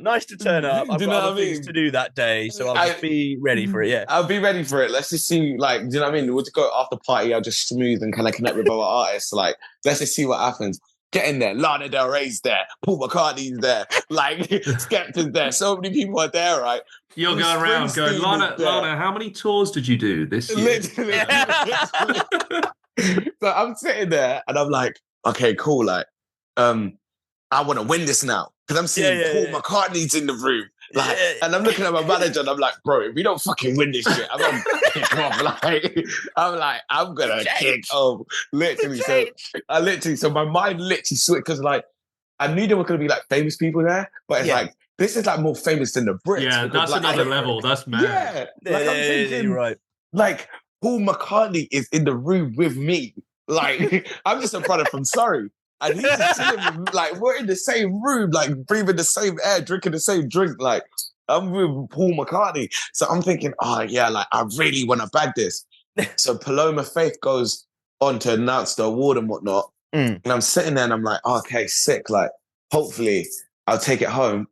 And then she just says, yeah, this person, I feel like the what they're doing right now is pushing music forward, etc., etc. And I was thinking, who could she be talking about? And then she goes, Masterpiece. And I'm like, bro, oh my God. But I felt so underdressed. Like everybody's there, like proper, like in their proper get up. And I'm just there. No, it's a statement, mate. It's a statement. Yeah. You know what I mean? So I was like, yeah, it's not. I'm not wearing this because I thought I wouldn't win. It's actually a statement on these award ceremonies. You know, exactly. Like it was mad. Like it was mad. Like everybody, like every famous person you could think was in that room. So like in my head, I'm thinking, wow, like I've just won this thing in front of all the people, and my old label was in there as well. So it made it even extra nice. I was there on stage, like waving. Yeah, you're right. That's what I'm saying. Like they were all in there, and I can see them. They're like, "Oh fuck!" Like, "Oh fuck!" You're like, "How are those free drinks over there? Doing well? I've got one of these." Well. I've come off stage. Everybody's just like, "I have a development winning that." I'm just there, like, "Yeah, baby, I want that shit." Like, just gas. Like, so that's happened, and then like things just started like snowballing. It just started rolling in, like different opportunities, different things. Like, just got nominated for a Rolling Stone Award, like. So many things just started happening based off this album. And it was like, if I never put it out, who knows what could have been? Do you know what I mean? So it was just like, it was just so mad to me that it's like, now my album is an Ivan Novello award-winning album. And I'm like, yeah, like, what? Come on, let's fucking go. I mean, as far as being petty goes as well, there's not many people have one of those. So you're always, you know. That's what I'm saying. Like, Mercury and the Ivor was the one that I wanted. I was like, if I could get one of them, I'll be sweet for the rest of the year. I won't even care what happens after that. For the rest of the year is so good as well. That was only in May. Next year I'll be bored again. But I'll be bored again. You get me? I need at least one Ivor a year. Otherwise, I just need one. Just one. But you know what it is? It's like, when I saw English Teacher win the Mercury, I didn't feel away because I was like, at least I won an Ivor. So it's cool. So like, it's best. It's like, you know what I mean? You're like, you're good. Yeah, do you know what I mean? And I fought with English Teacher too. So like, I was like, all right, cool. Like, at least it's gone to them because I think they're actually hard. So it just it felt more better. But then around that time, their song "Girls" goes crazy on TikTok. So I'm thinking, oh, for fuck's sake! Like now people are gonna think my thing was a replica of his thing. But it's like, what they don't understand is I dropped my thing before he dropped his thing. So it was just like people putting us against each other on TikTok. They're like, Britain versus America, you're like, New York versus London. And I'm just like, bro, like, I don't even know Dookie. Like, I don't even know him. Like, I don't even care. Like, do you know them ones there? So it was just like, my year has just been such a weird, like, up and down and up and down and up. Like, I was going to say, more up than down, it sounds. Yeah, definitely more ups. Like, it's definitely been a very crazy year. Like, I think this is been the best year of my music career. 100%. Like, 100%. You've got it in the bag. You've got all of those. The crowning glory, obviously, being, selected as the winner of playing Dork's Christmas gig. Exactly. We only do one of those a year. So. We do only one. Who played it last year? Last year it was. We've done so many since then. I literally so many gigs. But only one Christmas gig. So, mate, I feel honoured. Yes, exactly. So you could have an Ivor and the Dork Christmas night out. Exactly. That's what I wanted. That's what you wanted. I wanted both. So Panic Shack. Panic Shack. Yes. Panic Shack, Lamborghini Girls, and The Itch was last year. That must have been crazy. It was crazy. It was nothing on what you're going to bring, obviously. Mate, exactly. It's about to be up. I'm about to turn that place upside down. Yeah, Panic Shack, if you're listening, I mean, it's been nothing on what you brought last year. Yeah. Oh God, what we're gonna do? We're gonna play a song now, and then we'll be back after this. So this is This Time, which is from your latest EP, How to Make Another Masterpiece. Yes, sir. Banger. Let's have a listen. This is This Time. This time, we really hit the sky.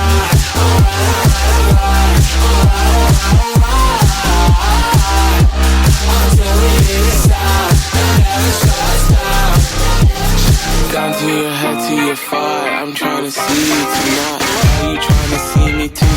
Do a little rendezvous for sex. It's on my mind, it's on my mind. I wanna slide, I wanna go. It's on tonight, I wanna. And there we are. There we are. And what better way to segue into our game, which is my favourite part of the show, because I get to ask stupid questions to people. Basically, based on your last EP being called How to Make Another Masterpiece, we wanted to ask you if they did have to make another masterpiece for whatever reason. Maybe your workload got too much. You wanted to send one out on tour instead of you. What additional features would you want added on in the construction process? So we're going to give you a couple of options, and you just got to pick which one you basically would rather have on your sort of souped-up masterpiece clone. Cool. So super strength or super speed? Ooh, super strength. Because that should be here. So yeah, super strength. I feel like with super strength, you could probably also still run fast. Yeah, but your muscles might be weighing you down. You think it'd be like super strength, but the muscle mass is increased with the strength, so you'd be like a whale of a man. It would just be a bit long. But like you always want strength than like speed, just to keep you going. I mean, I've got neither, but you know, I take either at this point. Neither. I think it gives you both different benefits. Different benefits is what I'll say. Like that is the idea of the game. 100%. 100%. Just got another one for you. How about so the choice is if you hit your ribs, it sounds like a xylophone, or you can be the best whistler in the world. So two different aspects of what you could add to you as a masterpiece. You've got the xylophone ribs, or you can be a really good whistler. Ooh, xylophone's a bit more swaggy, and big up Coldplay. Yeah, I want a xylophone. Big up Coldplay. Yeah, I want a xylophone. I want to know what Chris Martin's dealing with. Yeah, that's I want to know what Chris Martin's dealing with. That could be the secret sauce that makes them really popular. You know, you don't know. Get the xylophone out. That'll be it. Big weekend headliner next year. mate, that'd be great. That'd be great if we could just get him on the blower, because I know Chris is your mate and that. If we just like, yeah, we'll give him a bell. Yeah, we'll drop him a line. We can only assume he listens to every show. He's never spoken to us, but we can only assume he listens. He listens to every show, I'm sure. You know, that's confirmed. Like, that's definitely it.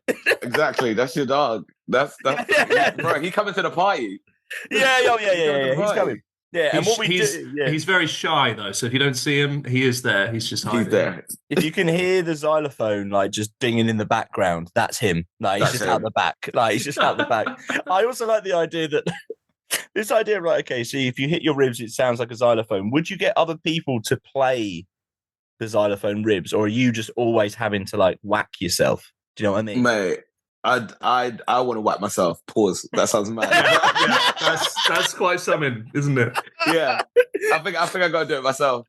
Yeah, you got to do it yourself, as they say. You've got to do it yourself. I don't know if I feel comfortable with someone just whacking my ribs. That'd be insane. Yeah, welcome to this part of the show. Yeah, just have a go, mate. Have a go. See what happens. Literally. Oh, fuck. Strong for the xylophone ribs. Yeah. I think correct answer on that one, really. Would you rather smell really good all the time, or never have to cut your fingernails? Ooh. To be fair, cutting my nails is long, but I do it. But it's like, I'm basing it on like, when I'm on tour and my nails just look mad because I haven't been home. That would be good. But then also, like, I do sweat a lot. So it would be great to smell good all the time. Now, smell good all the time. I can, smell good all the time is way better. I like that this seems to be the toughest one so far. Yeah. No, because they're both actually really good. Yeah, I agree. Really I agree. Good. Like, that's actually a really good, like, do you know what I'm saying? Would it change your answer if we threw in the toenails as well? Not just your fingernails. Nah, you're going with smelling good.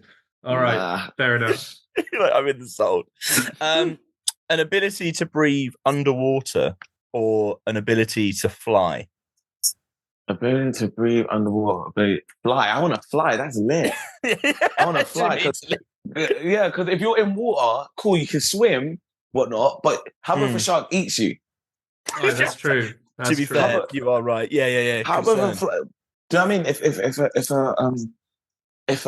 If something eats you inside, it doesn't matter if you can swim. Whereas if you can fly, what's really going to eat you while you're flying? That's true. Nothing up there's big enough. Like a jet engine. I don't think that would. And that's not going to eat you, though, is it? No, it's going to hurt. Mince you up. It's going to hurt. It's going to hurt. It's going to hurt, but you can dodge that. No, that's fine. Like that, you can move out. Also, I guess, if you're building because if we're having a think here, if we're building another masterpiece, we're building another masterpiece to also be like playing shows and making music. Well, you'd save on travel, wouldn't you? Underwater, yeah. Underwater, how many gigs can you get underwater? That's true. That would pretty my thing back. Unless you'd want to play unless you'd want to play in like the bottom of the ocean or play like Atlantis. Well, you'd probably still die down there, wouldn't you? Because the pressure. The pressure of all the water. You'd be crushed into a little cube. This is dead. I'm just thinking it, yeah. I like how we're thinking about this, though. I like how we're thinking about this because you got to take it seriously. You know, this is the highlight of my fortnight every time. Exactly. A strong choice then for flying. Absolutely. Yeah. Jake. Would you rather be able to tie your shoelaces with your mind or never need to sneeze again? Oh, I love sneezing. I love a good sneeze. Well, that's easy then, isn't it? You'd be taking away a benefit. Yeah. So, plus, I feel like it'd be a good on-stage party trick to oh no, the shoelaces are gone. So what am I going to do? And then tie them with your mind. That would be sick. But I do love a good sneeze. Like, you know, when you need one, and it's like, because I think with what you guys have just said now, it doesn't actually change that you might want to sneeze, but you can't sneeze. Oh, yeah, that's the worst, isn't it? When you nearly sneeze and then it goes away. That is worse. You know what I mean? Right. That is just like torture. So I'd rather sneeze. I want to sneeze for sure. I want to sneeze. Yeah, I want to sneeze. I want to get out. Let me sneeze. Let me sneeze. I want to get out. Oh god! So tying your shoelaces with your mind just solves that problem, doesn't it? It solves it. It's done. You don't need to think about I don't think you'd ever make it into a Marvel movie with that one, though. Nah. I don't know if the cinematic universe has space. A shoelace tie man, as they're known. Could be one of the TV series on Disney. You know, they've got some weird guys in there. Yeah, you can take that. True. How about springs attached to your feet or sticky hands? Now, sticky hands is you can climb up walls with the sticky hands. I guess climbing up walls with the sticky hands. Yeah, I don't want sticky hands though. Oh. Yeah. But do you want springs on your feet? You'd be boinging all over the place. But that's lit. So imagine it's like you're on a date and she's like, "Oh, show me your magic trick," and it's like, "Yeah, watch this," and I just jump super high. But what if you could smash your head into the ceiling? It could kill you. True. True. You gotta be careful. But having sticky hands, that's just nasty. Like, even if you want to eat a burger, your hand's gonna get stuck to the burger. That's true. You'd have to wear special gloves, and then everyone would think you're a weirdo. That's what I'm saying. That's more of an ick. Yeah. You know what I mean? That's more of an ick. Maybe Michael Jackson. What's your ick? You got sticky hands. And you got sticky hands. That's what I'm saying. Nah. You are right. It'd be more of a curse, I think, the sticky hands. Yeah, that's dead. I think both of these are not great, to be honest. Fair. To live with. The spring, I'm with that. Yeah, it's fair enough.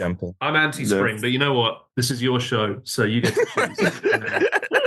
You're in the hot seat. You get to choose the springs. That's fine. Imagine you're at the Ivor Novello Awards. You find out you win, and you just bounce across the room. Imagine you're at the Ivor Novello Awards, and you grab the award, and someone tries to steal it off you, but your hands are too sticky. Who's stealing it? Bruce Springsteen, Paul McCartney. Yeah. Do they have an Ivor? I don't know if they do. I mean, they do. Yeah. Mate, imagine that. Paul McCartney does like a Kanye on me. Like I'll be on That's stage. the only reason Paul goes is to do that kind of thing. You know, he's a menace. Honestly, that's why we won't have him at any of our shows. He's awful. Yeah, of course. Yeah, too many issues. Issues. Oh, right. I think we've got two more. So the springs attached to the feet is a winner here. Yeah. Two more. Jake. I did the last one, mate. It's your turn. I don't want to have all the fun. All right, here we go. Speak every language or talk to animals. The two choices. I would speak every language. Every language. That's more fun. Yeah. I'm really trying to talk to an animal. I'm like, what are we going to talk about? Yeah. Also, animals are like dense, aren't they? That's the whole point. Like we're the clever ones. So if you did talk to them, you'd be so disappointed in how dumb they were. But also, it's like, what are you really talking about? It's like, oh yeah, I need a shit, or I need a cuddle, or I need like, do you know what I mean? Yeah, you'd be like, I did 2 tours last year, and they'd be like, I don't know what that means. I don't know what any of that means. Can I have some food? Exactly. Please? Honestly, whereas if you talk different languages, you could go anywhere and like just be talking like anything. I'd rather that. Is true. Yeah. That's going to help on tour as well. That is true. That'd be very beneficial. Also, yeah, animals can't buy tickets to shows, so that we're aware of. That we're aware of. Yeah, I haven't seen just yet. But any animals listening, Dork's Christmas night out, 17th of December. Make sure you're there. Make sure you're there. The available on untapped Dice. market. On Dice. Exactly. Go to Dice. I know you're all on it. Okay, a strong one then for speak every language. And a last one. Last one. Would you rather be able to ride a unicycle or juggle? Ride a unicycle or juggle? Juggle. 100%. What's 100%? Because I back this a lot. You can't do either at the moment, just to check. You're not. Nah. Okay, good. Can't do either. Jamie claims he can juggle. I can juggle. But no one has ever seen him do it, which is a weird lie. Juggle. You can't. I don't believe you. Look, it can happen. All I'm saying. Turn your camera on and juggle right now. I couldn't possibly dare do that. There's not that many juggling things around, I'm afraid. That's what it is. But next time, tell you what, Christmas party, Christmas night out, I will juggle there. Let's go. Let's do it. Please, can you bring Jamie on stage? Please. Yeah, come on stage and juggle. I beg you. Me and my band will just keep on playing and we'll just have you juggling through the interludes. I'm like, guys, we're having an interlude for Jamie's juggling. Juggling? For fuck's sake. Well, there we go. Can't wait for that. Literally. It's gonna be, that is a reason to buy a ticket right there. Mm-hmm. Exactly. Oh, fuck's sake. Well, I'll prepare that. So juggling. You're going for juggling, is that right? Yeah. Yeah. Strong. Well, get ready for that. Dork's Christmas night out. Masterpiece and juggling will be included in the whole. All for one low ticket price. Yeah. Literally. All for one. Our time has come to an end, I'm afraid. It's been a wonderful time, but we will see you on the 17th of December. So we shall see you there for another fun time. Can't wait. It's been a pleasure. We're going to play Los Narcos now. Big tune. Big tune. Huge. Will we hear it at the Christmas party? Or most def. God. There you go. 100%. 100%. So get there. Masterpiece. It's been a pleasure. Thank you so much. Thank you very much. Yeah, this is Los Narcos.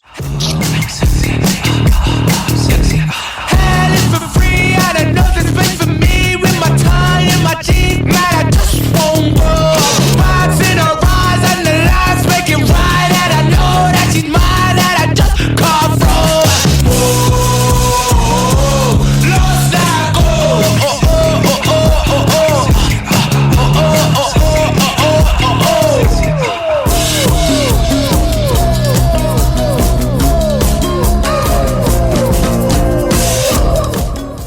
There we have it. There he goes. There we go. I feel like that guy whose name I've forgotten from Back to the Future. Marty. Okay. Yeah. Marty McFly, I believe. Of course. Yes, named after the globe-trotting band of the early 2000s, I believe. If that's not gotten you in the mood for Dork's Christmas night out, I don't know what the fuck are you doing here. Yeah, this is a trip through. We have 33 countries worth of listeners. We don't need you, but please, for God's sake, stay. come down to Dork's Christmas night out. As you can hear, it's a barrel of laughs, an absolute, cacophony of fun. All in one place. Couldn't think of a second one though. Made up the word cacophony instead. That's the kind of stuff you can expect. And more. But not only, obviously, this huge Christmas gig, which we've been plugging the whole episode. It's also worth remembering New Year's Eve. Of course, yes. Should Auld Lang Syne remember? Is that the lyrics? You're Scottish. Come on, old acquaintance be forgot, I believe. There you go. See? Yeah. There you go. See. I believe Spectre will have the lyrics available, so there will be none of that nonsense on the night. And I'll be mouthing, so you don't know I've got it wrong. Yeah. Of course. But yeah, that's everything. It's been a big year, hasn't it? It's been a great year. We'll be back for our last show of 2024. We will 2 indeed. Weeks' time. Spoiler alert, I've already spoken to Alex Rice from Sports Team, and I can't say I remembered it was for the Christmas episode for a lot of the chat. But we do discuss Christmas. Yeah. We do make it era appropriate. So tune in a couple of weeks for that. And we'll also be chatting through a few of our highlights for the year. As well as, again, returning to the question on everyone's lips of, is Santa bulking? We'll see you then.